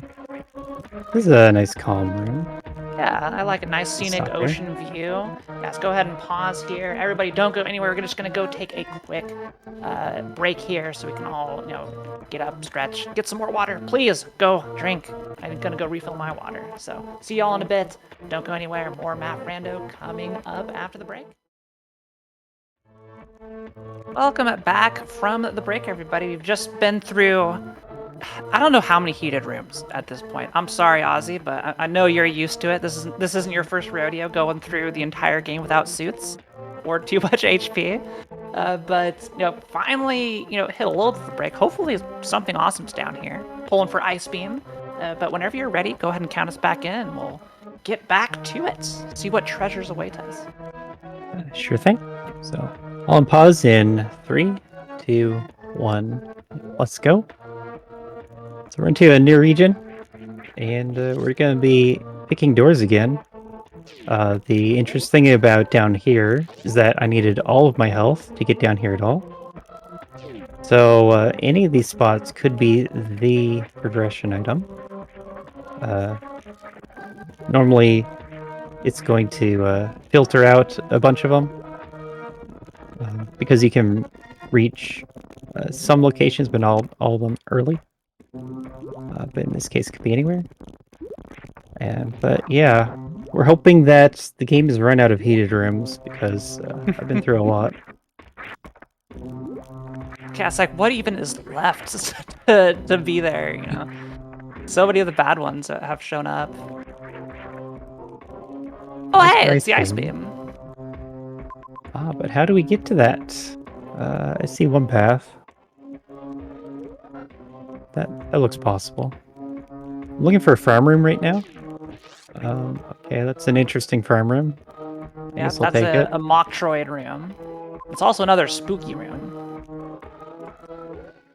Or no, is that the purple cactus room? Yeah, it's the cactus room. Okay, yeah. I know they look kind of similar at the start. They're both painful. Yeah, so farming here is gonna be slow. Farming at the Melas and small Gigas is not better. Yeah, they have a really low HP drop. I don't need too much health, but I kind of want to be safe with it too. Yeah, this is a room where, even though we have grapple beam, I think if you go too far, it's just there's no way to get back, right? Or if you fall down in the wrong spot. Yeah, right now, if I fall at all in the water, then I can't get back.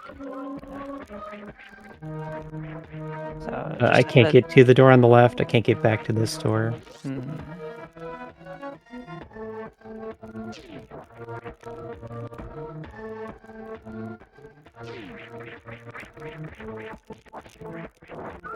And yes, I'm glad everybody is drawing attention to the chair, because it's hard to miss at this point when you see an office chair flipping and destroying giant space monsters and everything. And just so you're all aware, I was actually had this fact shared with me. I think there's over 500 frames of sprite. Is that right? There's 500 frames of sprite for Samus or something ridiculous. Maybe not that many, but it's a lot. And every single one of those had to be painstakingly crafted as an office chair to bring this to you. Remember, have we seen the chair die yet? No, Ozzy keeps on resetting, but I really don't want Ozzy to die anymore. So we've died enough. Maybe we'll be lucky and blessed with it in the escape if you don't have a perfect escape or something. I am expecting to fail escape, but that'd be a planned explodes death and not a sprite death. Oh yeah, that's different.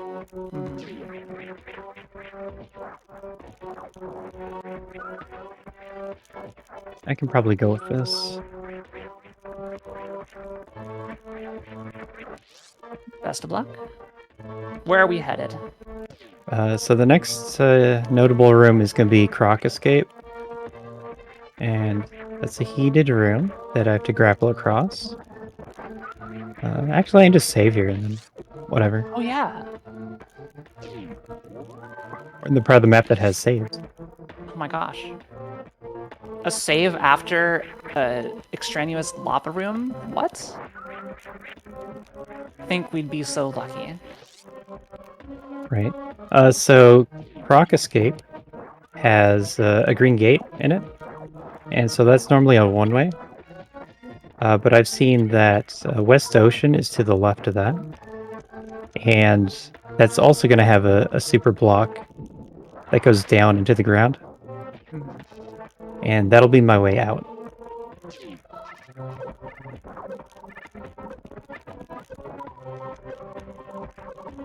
Oh yeah, this is not even close. Hey, more power bomb. Let's go.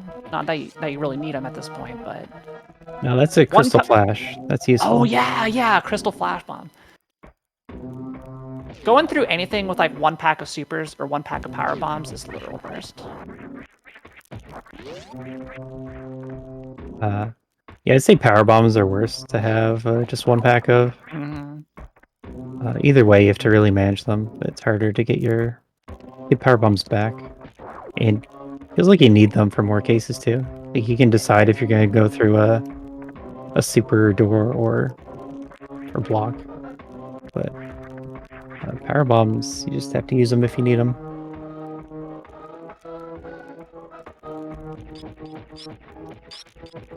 So nice to see that ice. Yeah, we got a strong beam here. Oh, decent item. Hey. At this point, we have supers, power bombs, and missiles as possible filler items.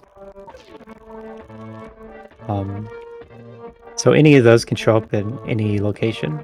But for this step, Ice Beam is the progression item. So nothing else that's easily accessible can be another progression item. So that lava room you just entered, is that the one that's going to lead to the top of, what's it called? Oh yeah, the one way back down into the pre-ice set of lava rooms. I don't know what that room's called. It's like the map. speed... Wow. The speed Ice gate beam, room. Yeah. Ice beam gate room. Okay, perfectly descriptive. I was trying to get there in way too many words.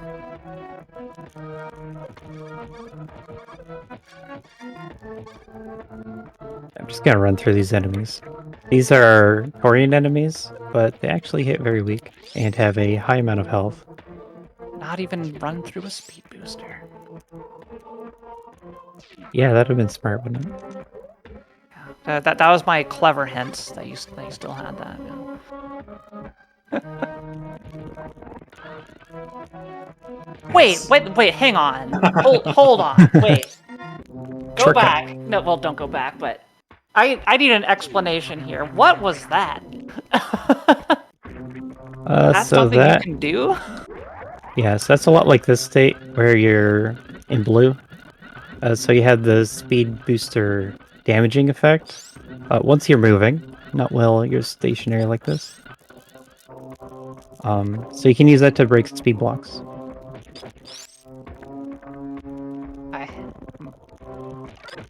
Okay. The trick was, I guess, to press down to charge the shine spark, or to get a shine charge right as you're sliding off the ledge. Put you into that state. Okay, yeah, because I know, like, of, like, Spike Suit or something, but I'm not sure how related this is. By the way, that was cool.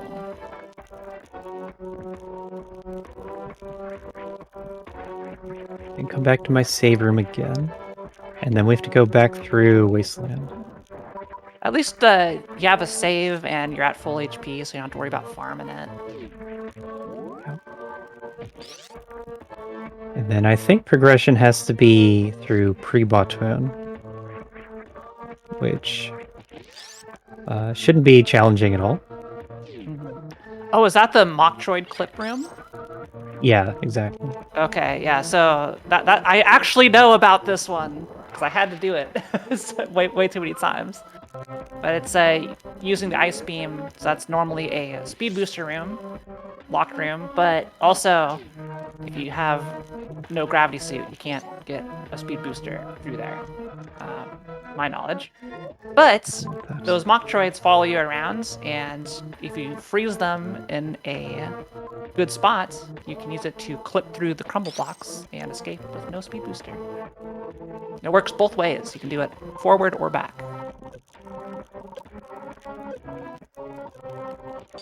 I still have to think about how to do this room.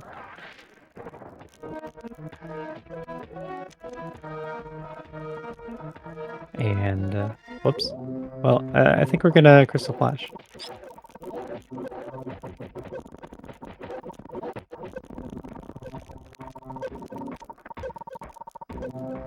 Perhaps not in logic, but my health is kind of low.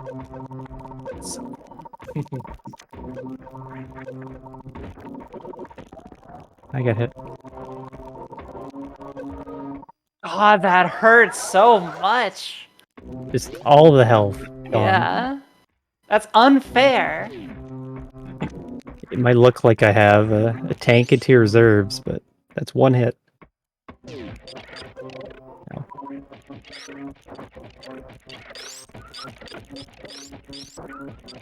I'm not really sure what the expected way of doing this room is. Probably you just kill them with ammo. So if anyone's wondering what's happening with the reserves, while your reserve is refilling, your invulnerability frames run out, and so if you have enough in your reserves, the invulnerability are going to take another hit as soon as they finish refilling. So you get double hit.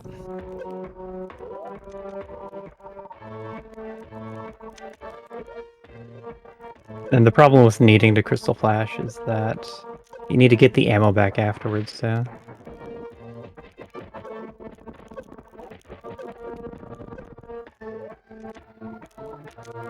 But this seems kind of hard for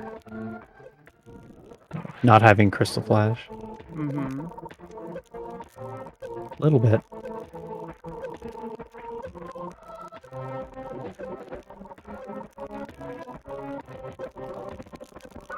Heck, these guys so much.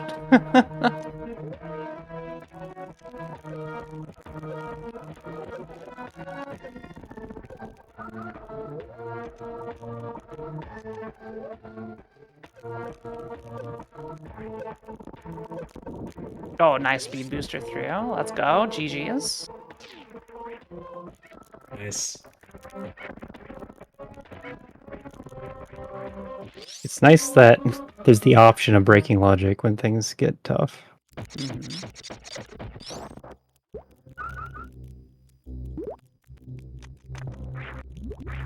Okay, so I'm gonna get a little bit more resources and then check on what I think is next progression. We got Ice Beam. That's another step down. There are about 13 steps in logic.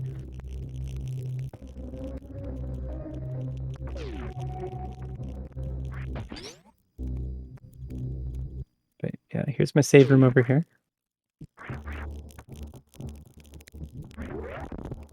It always feels good to get to a save room and it's like, oh, we're free. We don't have to do that again. Locked in. Locked in. Yep, don't have to go back to Wasteland ever again. Yep, heck that room. The scary part is we're not done with worst room in the game. That looks like it definitely has high jump. And that looks required. Eventually. Would be So nice we're to going get something before that to help out a bit. down here. The area I wanted to look at next is pretty close.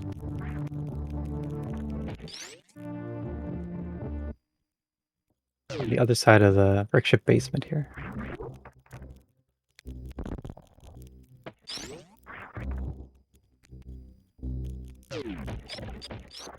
Ah, yes.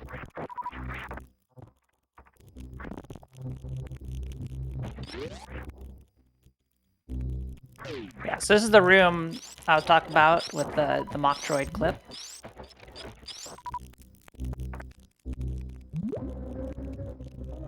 Even just like getting up there is like with no high jump, no anything is a pain. Suitless Meridia. It's rough. Nice. Yeah, that's the jump I didn't really need to do, because I could have brought the Metroid over from the left. But then this one, I do have to do a little bit better even.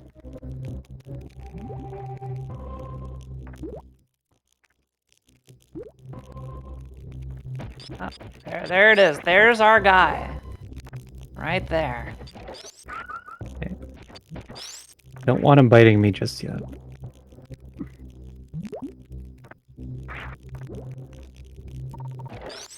Get him in position, and then now the Nice. crumble block doesn't exist. There you go. So that trick is mostly about knowing that's possible, knowing what to do. Actually doing it isn't very hard. Oh, let's go. Couple Yeah. items in here, more missiles. Do you find that with the harder difficulty seed you do, the more just the regular missiles seem to pile up? Oh, spring ball. Spring ball. Let's Okay. go. After that Metroid clip, it requires the Metroid to be frozen at an exact correct pixel height. But it just fortunately works out that if you crouch and aim up, you can, and let the Metroid move to you, it'll be exactly at that height. That was a spring ball. Did we ever find out what was in the spring ball maze? No, we don't know. I could check the item now. Before I couldn't even check the item. Yeah, because like you go in and it just lock you. We are stocking up on crystal flashes. So when we do need to do first room, that'll help. Oh, it's our friend, Shack Tool. Slowly make our way to the map room. This I feel like is the first time in a while where we've had like a pretty decent stretch of new things to go explore. Yeah, we spent a lot of time in that long stretch of heated rooms. And now the long stretch of water rooms. We've also seen most of the big water rooms that we have to deal with. Yeah. So ice, spring ball, and high jump are going to be your water room items. And I have 2 of them now. Once I get high jump, you can pretty much do all the water rooms. Oh my gosh. No, I'm too scared. I can't get You past know what? Fair. Shack Tool hits like a... Sorry. That was a very funny placed recharge room. Unfortunately, those don't actually refill your reserve tanks, as awesome as that would be. So Ozzy only got like 20 health from that. Hey, Matto, when are we getting the change where those things in there will refill your reserves? Huh? We've talked Where can I about put that in the one for a feature long request? We've talked about that one for a long time. Who knows? Maybe someday. I've talked about it a couple of times. I don't know It's when. got my seal of approval. I don't know when the ammo stations were changed to give all kinds of ammo. But Yeah, how can we talk about that? Yeah, in the base game, it's just regular missiles, right? And then it's changed here will refill not just your base missiles, but also your super missiles and your power bombs. So it'll refill all of your ammo sources, kind of just so you don't have to worry about farming. Yeah. So I think what happens later on is that you can use the ammo refill as a health refill because you're able to crystal flash with it. And so it almost becomes better. Yeah. I think the thinking originally when we buffed the ammo refills and didn't buff the energy refills, we were thinking it's because it's allows us some interesting scenarios in the logic for where you have to retain reserve energy because you're not able to refill reserves with the energy refill, so you have to manage your reserves more carefully. I think that was before we knew about all of the other crazy things that you can do with reserves, the way that reserves can play into the logic. There's a lot of interesting reserve tech. Most of it starts like in the extreme difficulty level. You're just hearing the words reserve tech. There we go. Is this Fantoon? This is Yep. Fantoon. Yay! Boss number About to get 2. another boss. I can't believe we're here. And this one is so friendly. You're here with Ice Beam. You got 1,000,000 missiles, 2 reserves. It's gonna be nice and easy for you. Past few practice seeds, I had to do this with no E-tanks and like 1 or 2 missile packs. That's rude. So just like farm off of all the flames. Mm-hmm.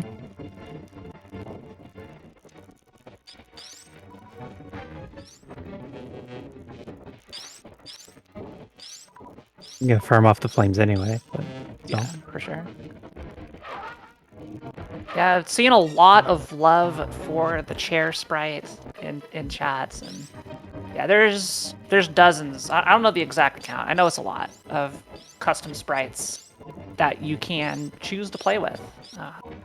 So you can play as the chair, play as like Luigi. I think there's like a Sonic sprite. There's like a couple of Castlevania sprites. You can play as me. there's a whole bunch. A lot of effort goes into them, and it's awesome that we get to enjoy the hard Here are work. sprite. There Here are is, sprites, yeah. a new edition. Thank you for adding that in. Yeah, there's a Goku sprite, a Diddy Kong sprite. Yeah. A lot of good stuff. yeah, it's a ton of work to make all those sprites. So shout outs to the sprite creators. And also to Sprite Something, which lets us put sprites right into the game ROM.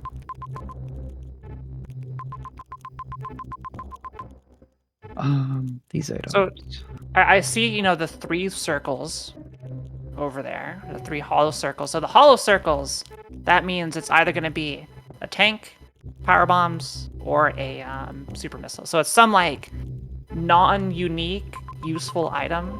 Whereas I'm not sure if we talked about it all. The small dot, that's a missile pack. And then if it's a big plus, that's some sort of equipment. So Yeah. I guess you would know more than any if those are E-tanks you have to go grab, you know? So the thing is, these look a lot like E-tanks. Probably one more E-tank I could do Oh, it that's 3 to Musketeers. actually reach these. Oh, Yeah, this is that's 3 awesome. Musketeers into Volcano Room. Oh, that's rude. But the thing is, this one here is East Ocean, and I can't get back from that. Mm-hmm.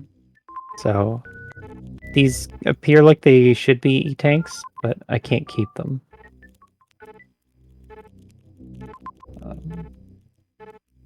Well, over here is beta power bombs, and I could actually get a spike suit in there. So if I really wanted to play for that, I guess I could make it work. But not in logic, so to speak. Yeah. It would show standing up inside the Samus Eater enemy. It's the Vile Plume enemy. Mm-hmm. It's going to hold you in place so you can keep running, and you can build a Shine Spark. And then there's always some thorns right next to them that you can use for a spike suit.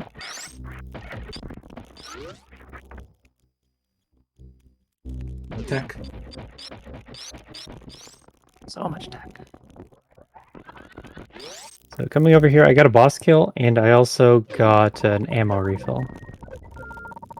That's the other thing I was doing by coming this way. And, of course, that means another potential crystal flash if things get dicey. Okay. It also moves my save point a little bit closer. So I powered on that other save room now. I forgot about that, yeah. Saw that like the first hour. So I went through mini creator room, and that means the plant is awake now. And so that's going to spawn in the enemies. That's the hoppers I just passed by. Normally that would also spawn the items, like the item left of Morph Ball. But that's another quality of life thing, that the items are going to be turned on by default. I want to showcase some spring ball jumps here. If you equip the spring ball, or if you jump without it equipped, and then you choose to equip the spring ball, and you still have vertical momentum, it will allow you to jump again and get ever so slightly higher. And that's big because it allows you to clear so many things that would otherwise be impossible. Ow! That one tick How much touched me damage did that do? briefly. That looked like 90 damage. How rude.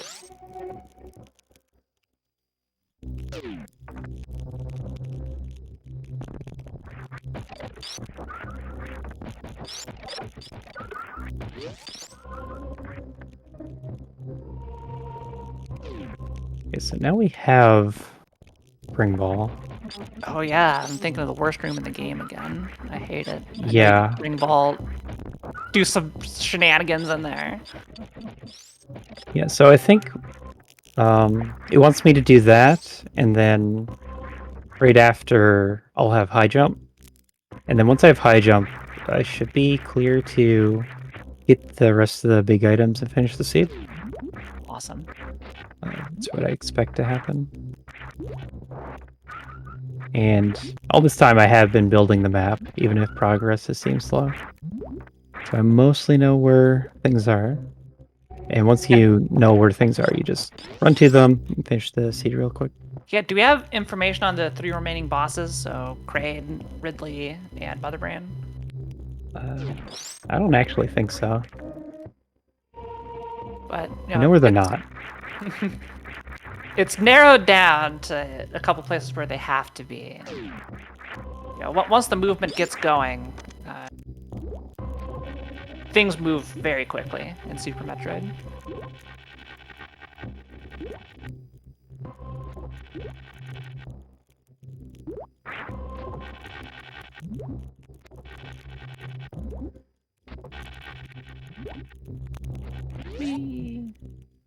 I find doing that room without gravity suit to be easier than to actually do it because you're so slow and sluggish that you can actually aim the grapple beam more easily, at least for me.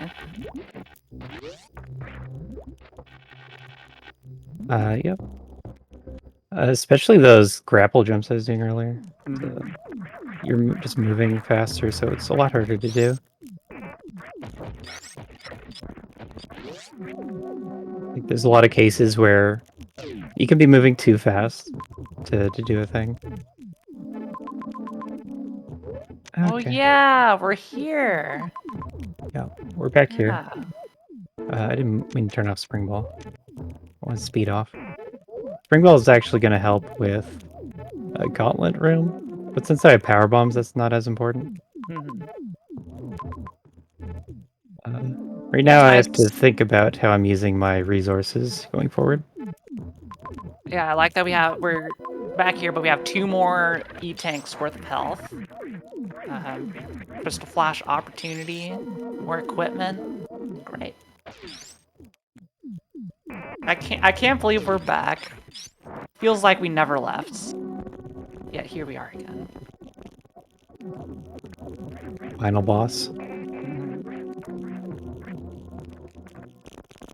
Yeah, you meet it early in the run as the mid boss. Then come back in. Come back as final boss.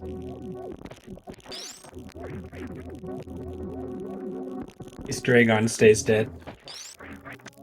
But yeah, you don't have to worry about Dragon. Don't have to wait around twice for the acid. Oh, this is great. Let's turn off ice though.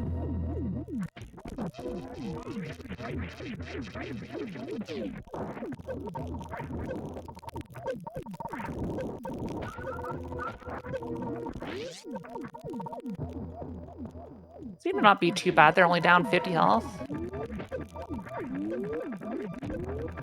Look at this. Ozzy, you're amazing. Hopefully the fireball is gone. Yep. Oh yeah, I gotta jump through this room still.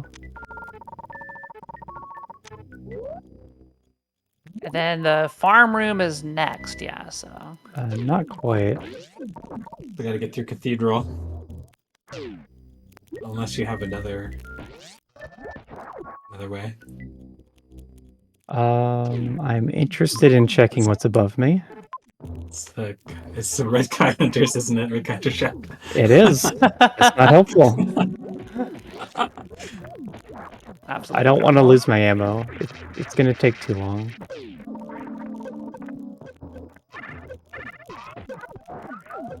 I need better than that game. Energy, come on. Oh my god! Okay. Gaming. No way! HP, I saw it. I thought you were gone. The clutchest health drop of all time. The Aussie taking advantage of a pause abuse there. The game, you can reach 0 energy as long as the game is in the process of fading out to a pause. It won't trigger the death. So same thing with it fading back in from the pause, from the unpause. So as long as he could collect that energy before the unpause fade in completed, it's safe. Very tricky to do in a pressure situation like this. Very greedy play. But now I don't have to refill my ammo.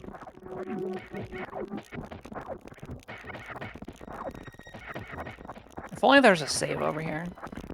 Okay, so what room was this? This is Flower House. I want ice off. I think I'm going to...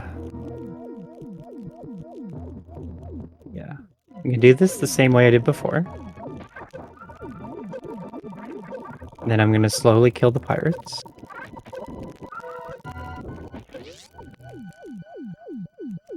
And then I'll Crystal Flash. I have a lot of missiles. Yeah.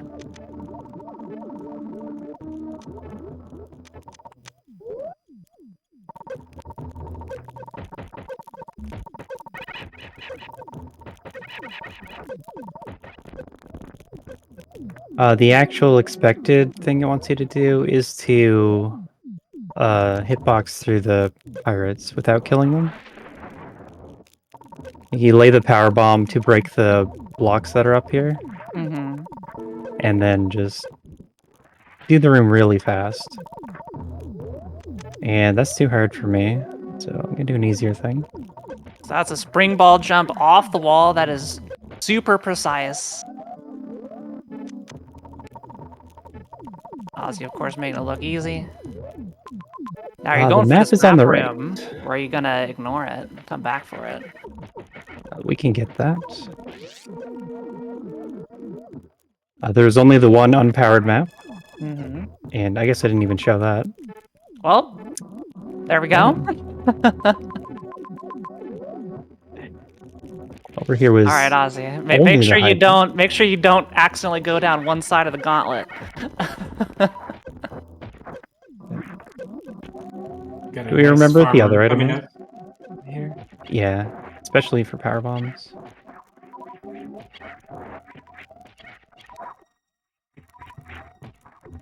Power bombs Well, are a yeah. little bit harder to refill on. That's right. Yeah, because you're getting 2 instead of 1, so you just fill up so fast. That's really Yeah. nice. Another quality of life change.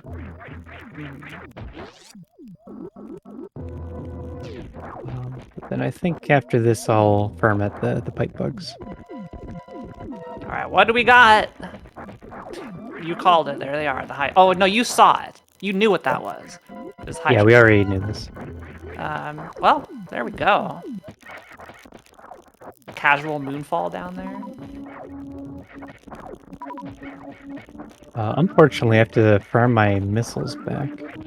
Or they're gonna get in the way of my health refill.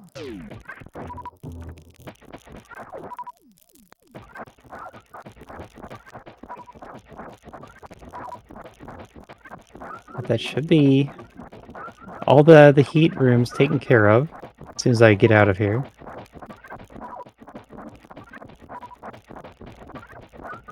And I think we're mostly done with logic. The next step is either going to be through double springball jumps, or there's a trick in the sand pits you can do with high jump to break out of the water. But since I have springball, that shouldn't be progression. So it should be the double springball jump.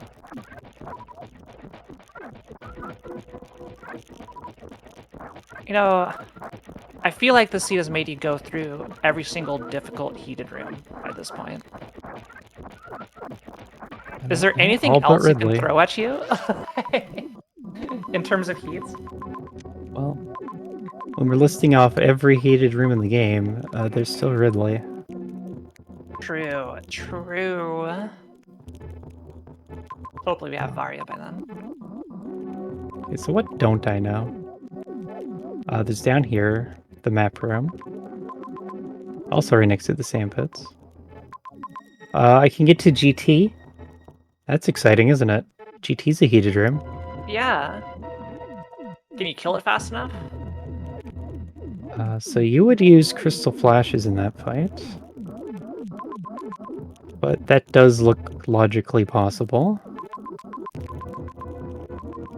Okay. Next step is a GT fight. What do you think is going to be that major? Let's see, what don't we have? I guess what Beams would and go unlock mode. stuff at this point? Base jump? I don't know. Yeah, I don't know. Because looking at our items here, like, we got, of the major items it could be, we got, you know, both of our suits, Varia and Gravity, base jumps out there, screw attacks out there, X-ray visor, wave beam, and plasma beam. Yeah, so from here, I don't think X-ray does anything. Yeah. Screw attack in this situation would be to go through Lore Norfair enemies faster, and that isn't important anymore. Oh, I don't have speed on. That's why that failed.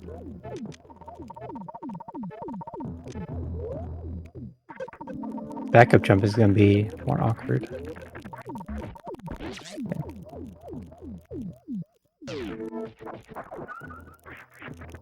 So I don't really see that any of it's going to be progression.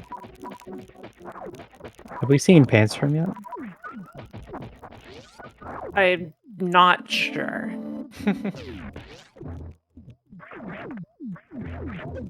The space jump would help with that.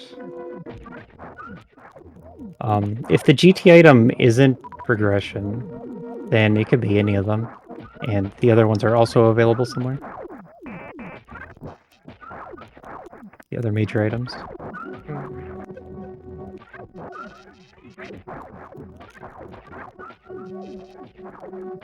Yeah. Unfortunate amount of farming in the seed. Yeah. Sometimes it's unavoidable.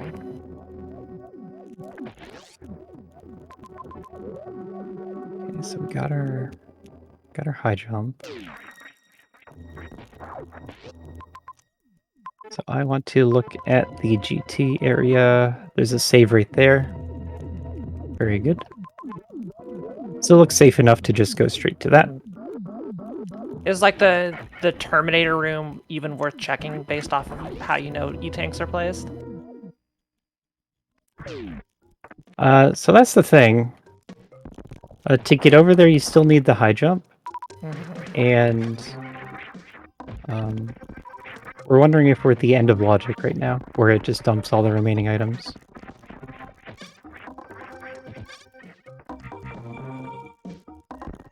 And if that's the case, then it could be just E-tanks.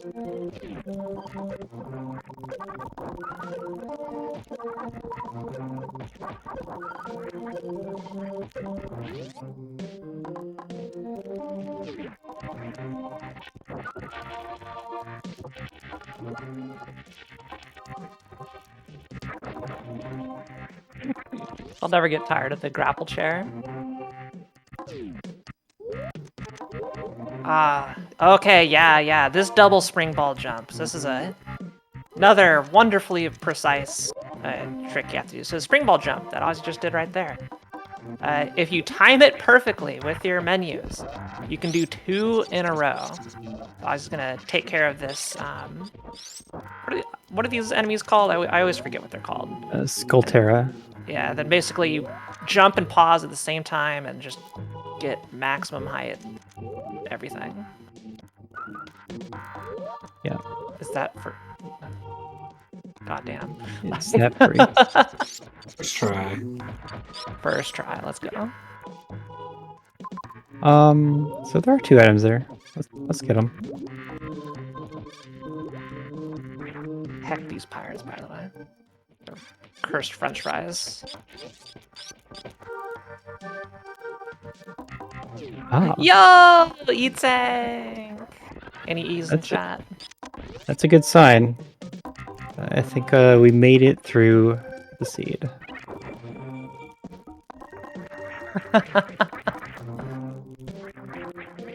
It was a tough one. But with this, should be able to do any rooms. 5e tanks is kind of enough to do anything. And high jump spring ball is enough to do all the water rooms. And that's the 2 categories of rooms you're looking to go through. So you can confidently get practically wherever you want. Yes. Ow. So Ridley is like the only real wall. That'd be I'll like have- either you get enough tanks or find the Varia suit or something. Yep. So either one of those.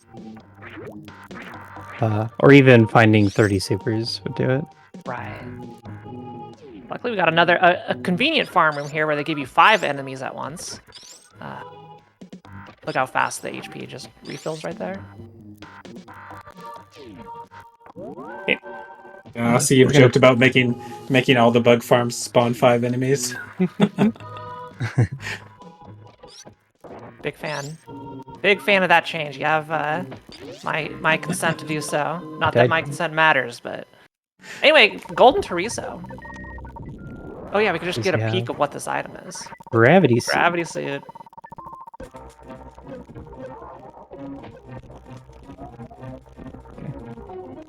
So this is the downside of Chair Sprite.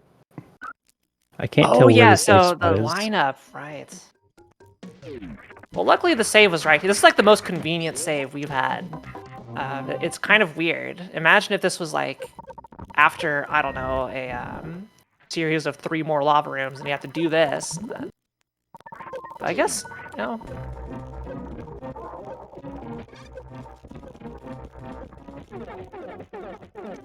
Looks like you got it. Yeah, now I have to do the fight. I believe.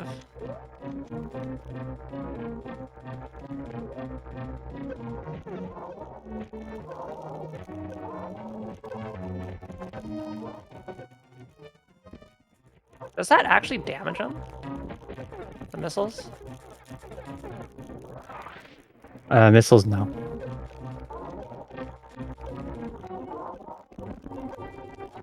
I just have Using the to... missiles to arm the...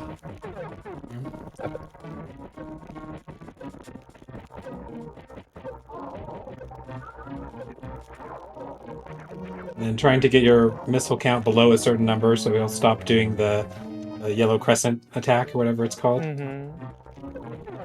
Doing it again.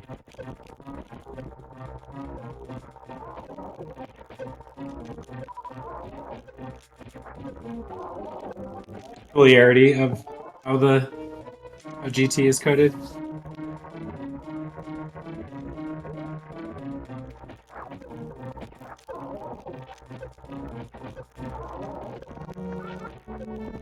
So you could just use this to farm not only that, but just like get HP and missiles to hopefully just clear everything.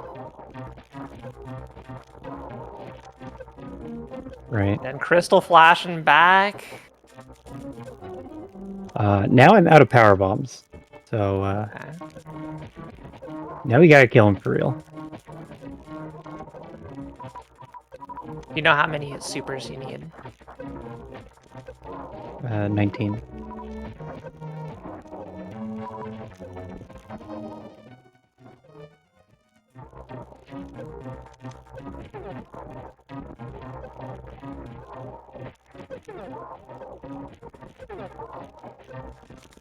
There we go. 19. That's a gravity suit. Congratulations on your pickup. Gravity And then the suit was farm winner room's right today. here to get right back up to full HP. It's great. This is the nicest the seat's been, honestly. Yeah. GT fight still. That was dicey. But got through it. There was a E-tank looking down on me the whole time. It So believed I in wanted you. more.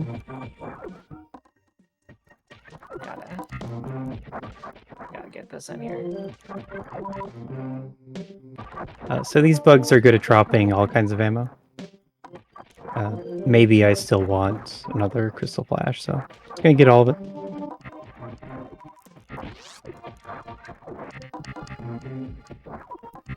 Yeah. Save. And I don't know that we've been into Meridia yet. I don't recall seeing blue on the map. Maybe this is where everybody else is hiding out. Yo, big pink. Heck yeah. Okay, so we have that map not gotten. Is that it? Purple That and looks like purple and it. blue? Yeah. Purple and blue. I always call them by their colors. I know it's like, you know, Meridia and everything. And yo, look at that. The E-tanks, they keep on coming. Oh, and awesome. The map's right here. Yeah. Convenient. Yeah, once the seed's over, give you the map for free. There's Mother Brain. There's Kraid. And there's like 3 major items. Yeah, so I'm gonna get the major items, and then we have to go back to criteria for Ridley. So, I'm not gonna finish the seed quite yet. Let's go right first over to Kraid. Once I get various seed, I can just stop picking up items. Yeah, this is at the part of the scene, or the seed, as Ozzy said, like, you know, post logic, where, okay, you've done all the hard stuff, and now collect whatever rewards you want, and you can, you know, just figure out how to do bosses. You know, wave's not too bad. Yeah. Let's go. This part of the seed, you just jump into the Metroids and not care. Yeah, and notice how this is where all the E-tanks are, because it's... Right. So that is part of challenge still. That all the E-tanks are at the very end. I'll play on an easier difficulty. Like on Tricky is what most people are racing. Then E-tanks are going to be spread throughout the seed. But on challenge, they're treated as progression. So they're going to be saved until the end. And it'll give you one at a time as a progression item.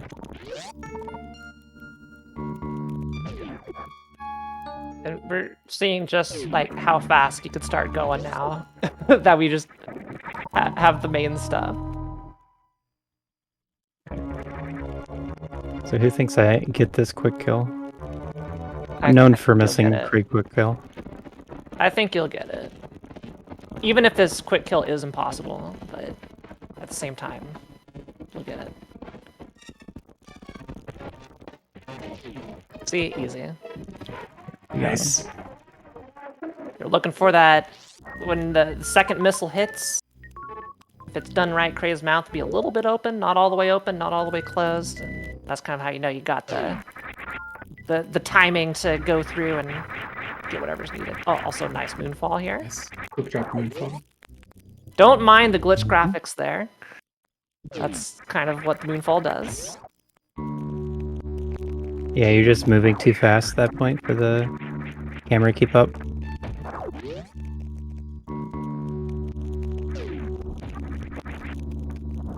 So how many majors are left? I see Plasma Screw, X-Ray Varia.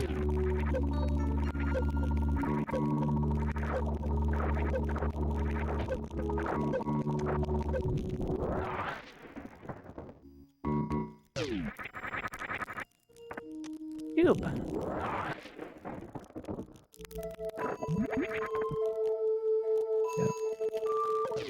Somehow we're finding more heated rooms. But I have enough E-tanks.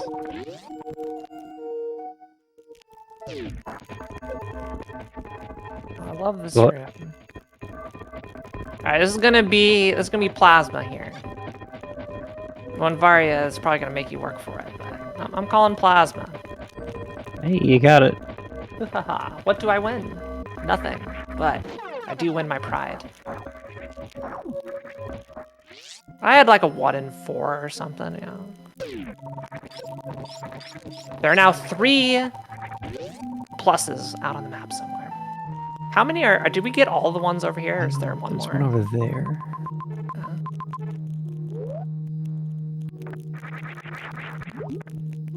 Yeah, congrats on Quispy. Love to see it. True. More E. Honestly, just great to have it as a quick refill. Yeah, that's always a good reason to pick up an E-tank. It's just for the health refill. Even if you have like 10 E-tanks in Varia, if it's giving you more health back, then worth getting. All right, is this it? Is this our Varia? No.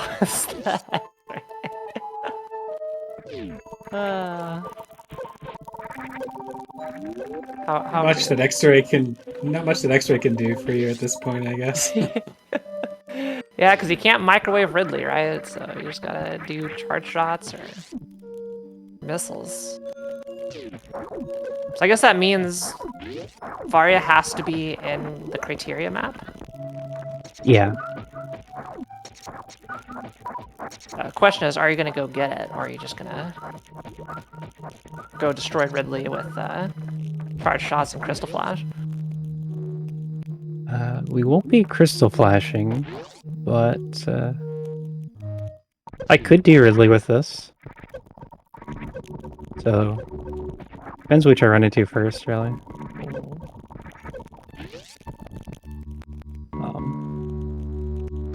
Over closer to Kraid, there's another E-tank. Would be nice to have. I don't want to go back for it. I'm sure you'll hit another. But yeah, that's Mother Brain, so out of the exit of that room, Ozzy's gonna have to find a way from there to the ship in a very strict amounts of time. That's kind of like the last big thing.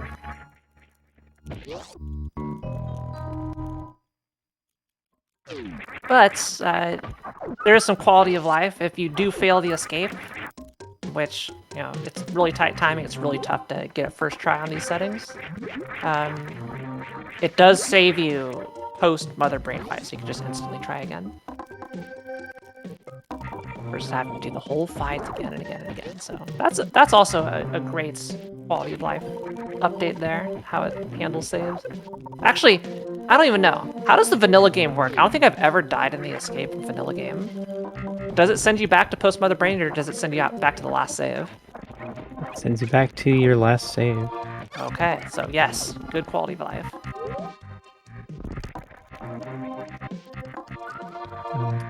Yep, on the really high difficulty seeds, it's really nice to have that autosave because the escape is legitimately hard and it can take a couple of tries, so going through the Mother Brain sequence a bunch is just really annoying.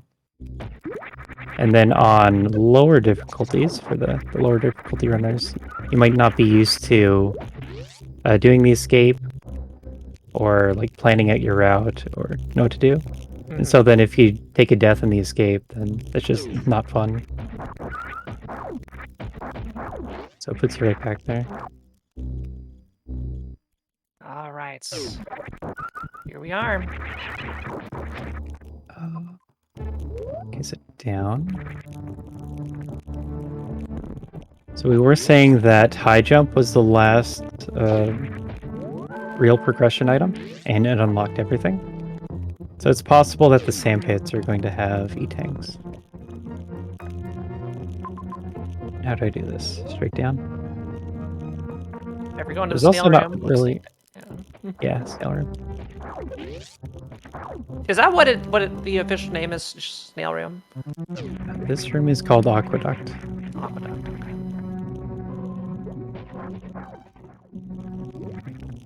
And then hopefully this connects to where I want it to go and doesn't loop back left.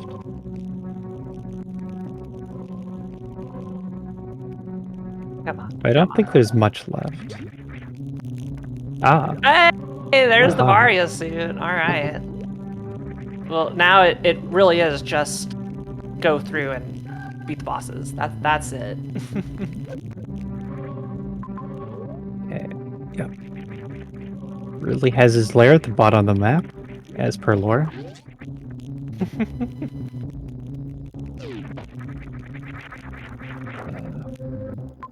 Yeah, that's the lower one.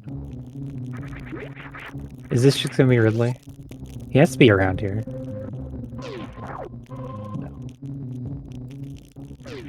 I'd laugh though if it was like just the next room beyond that when you get the map here.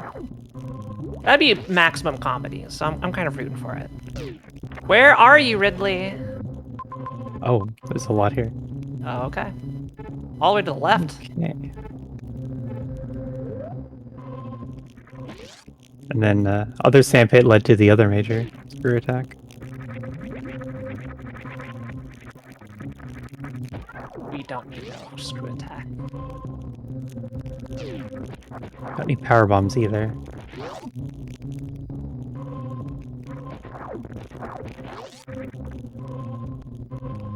This is going to be the end game of the seed. Now that I know everything, I have a clear path that I want to take. So we're going to call this go mode. Full knowledge go mode. Yeah, so all that's left is Ozzy has to take out Ridley and then run back up to Mother Brain and do the escape. We're done. So, Matto, I want to ask you, as Ozzy will be here crushing Ridley. Well, how do you rate this seed that we have just experienced for an expert seed? What do you think of it? I mean, I think Ozzy's probably better one to answer. He's played a lot of these, but it seems to be like on the high end of what you'd expect for an expert seed. Yeah, how have you felt about it, Ozzy? Yeah, I'd say high end too. Largely in that one sequence, but then there's been some other parts. Like once I got Crystal Flash, the parts I was Crystal Flashing past were really tough too. So the seed was hard. A lot of the time I'm practicing these, there's like a trick that I can't quite remember how to do, and that eats a lot of time. But this one, I felt like I played through the rooms well. Just, it was that hard. Yeah. I just love the 2 times you had single-digit health by the time you got to a farm room. Like, those were so clutch. So I can't go back the same way. I have to go this way. I went down a one-way path to reach Ridley. I went through some crumble blocks. And as we make our way up to Mother Brain, everybody, I want to see a 1 in chat if you've been enjoying the chair Troid that we have going on here. Ozzy's been crushing it, going through an incredibly difficult seed, showcasing some incredibly obscure, like, Metroid lore and just how to go through so many rooms and so many super ultra difficult ways. And let's see if we can get a shout out for Ozzy. Make sure you go follow Ozzy. He does a lot of just map rando in general. And a favorite thing I like on Ozzy's stream is he's got a little like sizzle reel on the screen that just highlights just obscure Super Metroid tricks on loop, and it's great. I love it so much. So if you like seeing Map Rando, he's a great person to go check out. Oh my goodness, we do have a prediction going here. Will Ozzy first try the escape? That's a tough ask. What do you think, Ozzy? So keep in mind that I made the escape harder than expert expects. So it's gonna be difficult. Normally on that the escape difficulty I would not, but I have been running around the map a lot, and so that's how you practice for escape.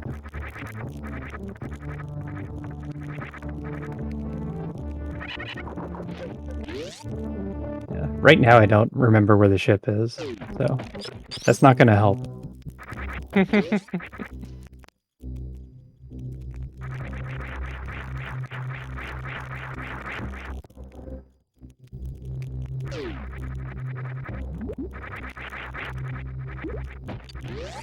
Yeah, on the default settings, the ship is always going to be in the criteria area. So even if you're playing on random start, like in this seed where we didn't start at the ship, you always have kind of some idea of where the ship is going to be.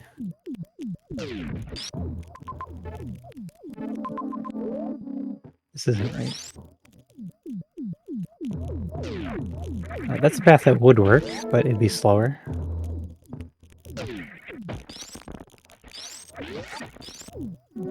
The game to play at the very end is how little can you pause.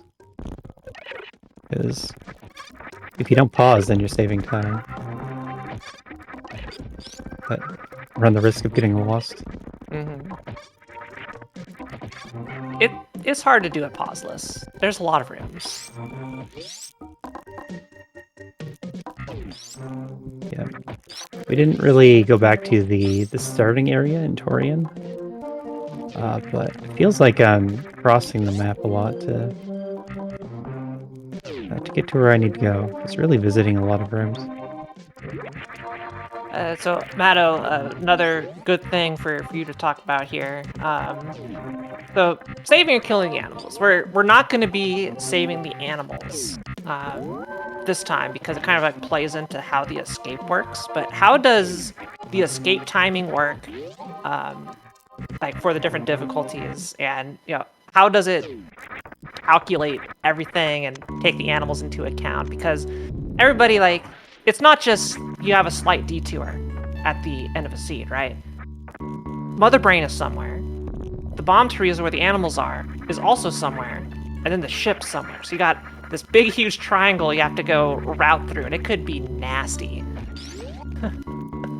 Yeah, so basically the randomizer tries to estimate how much time it thinks you're going to need to take, based on whether you're saving the animals or not, and also based on your the difficulty level selected. So there's the way it works is there's a set of timings. So every room and every pair of doors within a room, there's a timing for estimate of how much time it should take to get from that one door to another on basically the highest difficulty level. And then for lower difficulty levels, those times get multiplied to get by a number greater than 1 to give you some extra leniency. In these settings, Aussie's using a multiplier of 1, which means there's no leniency relative to those base timings. Yes. So yeah, based on that, it's the randomizer is basically trying to find the shortest path or the fastest path from the Mother Brain room here to the ship in this case. And if we were trying to save the animals, it would try to find the fastest path to the animals and then the fastest path from the animals to the ship. All right, there you go. 1 minute and 14 seconds is the timer. Good luck, Ozzy. So bottom door. The timer doesn't count while I'm bottom. Yeah, and this is another quality of life Aussie's been using throughout the seed is switching between the different map screens. So switching between the areas so you can see the map of the area that you're not currently in. That's also a feature that's added to the randomizer.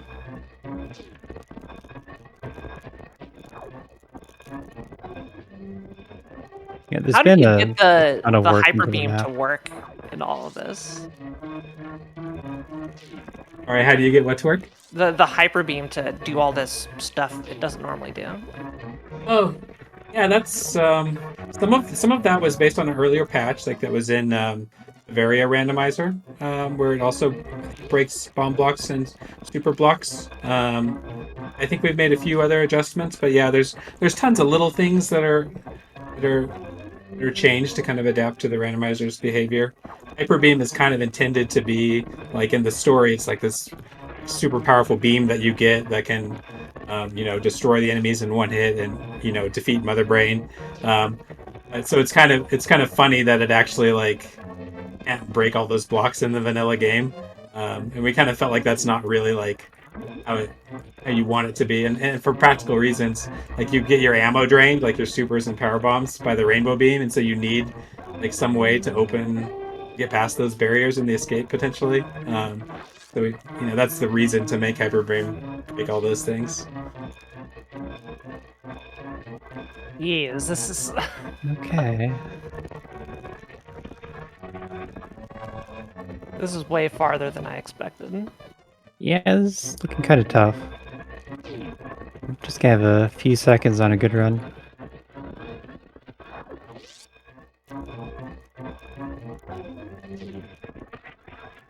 Oh no! Yeah, that was super close. Almost got to see the ship.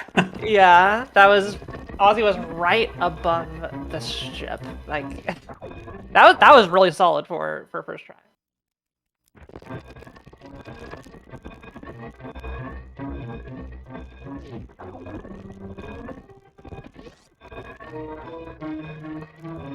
Yeah, shout out to the Varia randomizer and also like other randomizers that um, existed like when we started the map rando project. Like there's so much stuff that's already out there that was a huge help in figuring out how to make everything work.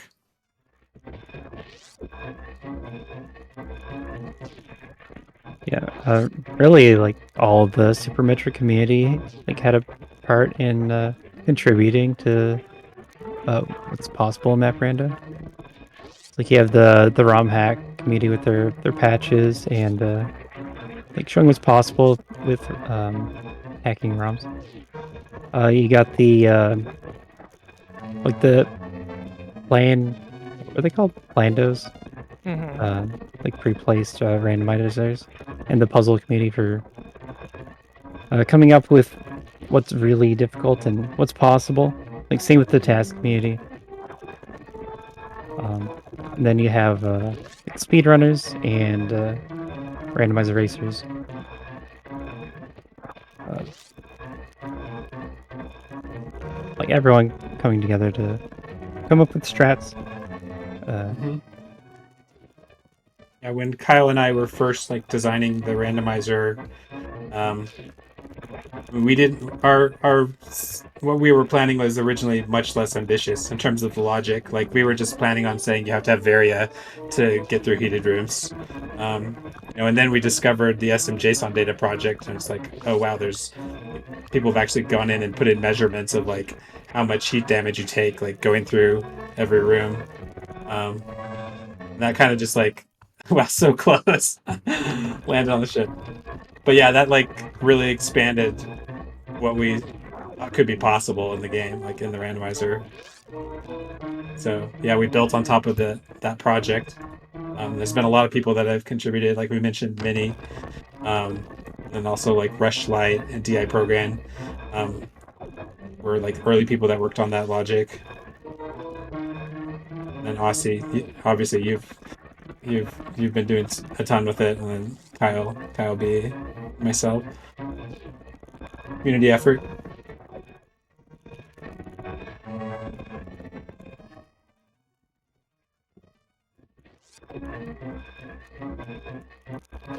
Yeah. Right now it's not looking like as good an idea to set the escape so hard.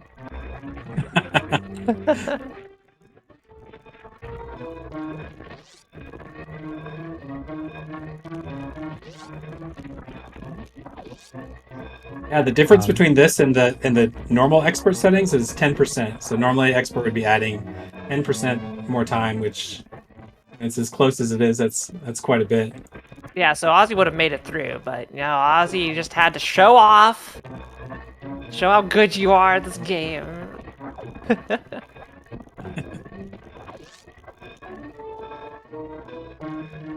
Yeah, it's also an option in the randomizer to set the multiplier lower than 1.0, which means you're setting it to give you less time than the minimum time that based on the timings that we can be confident that it's beatable. But in fact, like people like us, I'm sure could go to much smaller multipliers than this. It's just a matter of how many times you have to repeat the escape. Yeah, we got like 4 extra seconds this time. Yeah. Yeah, you do that when you plan on like spending All right, like here we an go. hour. And Just spend an hour with 3 just on seconds this. left, GG is Ozzy. That's time. Well done. Not bad for second try escape on 1.0 difficulty. Like, I could not express how impressive that is to navigate through all of that. I can barely get through on the hard timer, which has how I don't know how much percentage that has added to it, but it's a decent amount. And gosh, GG's. Well done.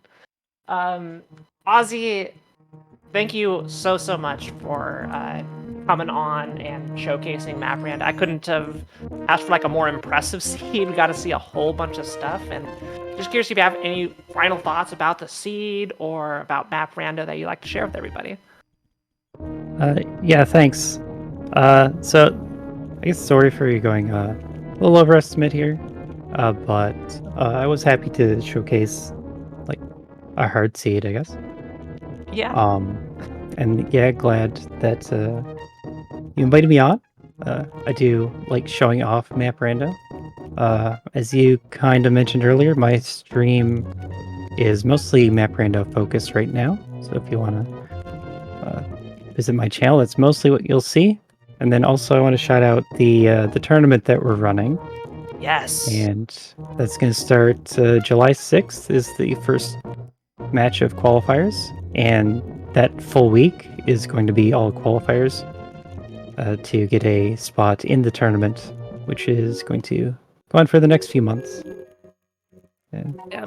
I'm that'll be not fun. sure if I'm going to be able to clear the qualifiers, but I plan on joining. Where is that announced? I guess where would people find out information on the qualifiers and access like to the race streams for all of that? Where would you go? So the information is going to be announced in the Speed Gaming Live Discord, and I'm sure a lot of the information will be cross-posted to the MapRando Discord. But it's mostly tracked within a rules doc for now, and then the like tournament brackets. Once those are up, will be posted somewhere. You can follow along. Okay. But it's mostly done through Speed Gaming Discords. Yeah, big shout out to Speed Gaming for running in insurmountable amounts of rando tournaments and speed. I feel like they're always broadcasting something, so it's nice that Map Rando will get its shot there. And again, this was super impressive. I can't not thank Mado as well for coming in and crushing on commentary and just sharing so much awesome insight into the development of the randomizer. So I've learned so much, and I know a lot of questions I have passed your way today. So thanks for trying to answer all of them, because I am the most curious person ever when it comes to this stuff. So thanks for humoring me and sharing your immense knowledge about this game and how it works. Thanks for having me. It's been a lot of fun. Yeah, so these two are awesome. Thanks again for coming on the show. If you're not already following Ozzy, please do. If you want to see more, like the seeds go harder than this. There's like another level beyond this that I've seen Ozzy do. So if this wasn't enough for you, maybe you'll tune in. You'll be doing an extreme seed for you. I don't want to force you to do that, because I know those can be pretty awful. But if you enjoyed MapRando, try it yourself at maprando.com. Me as like a much more casual player can get a lot of enjoyments about it, or within it. And there's so many settings to just make it really playable for everybody. So many awesome people have worked on it. It's like a huge labor of love, and as just an outsider kind of looking in and seeing just how much care goes into this randomizer, it's super impressive. Just how everybody came together and made this seemingly impossible programming task and getting it to work, and not only to work, but work in a way that's really, really fun and just really fun to watch. But that is going to be it for Game Masters Day. Thank you for watching the premiere of Season 2 of Game Masters. I'm so excited to be back once again. So I have more episodes for you coming up after SGDQ. But in addition, GDQ is going to PAX West. The schedule will be released July 14th after AGDQ, so use !PAX in Twitch chat for more info. And GDQ's next all-women and femme speedrunning event, Flame Fatales, is going to return August 18th through the 25th. The schedule is now out, so use !FF in Twitch chat for more info, and let us know what you're looking forward to the most. Now, that's it for our streams tonight, but tune in tomorrow at 7 p.m. Eastern for Awfully Silly, followed by Out of Bounds. I've been Kiara, thanks for watching.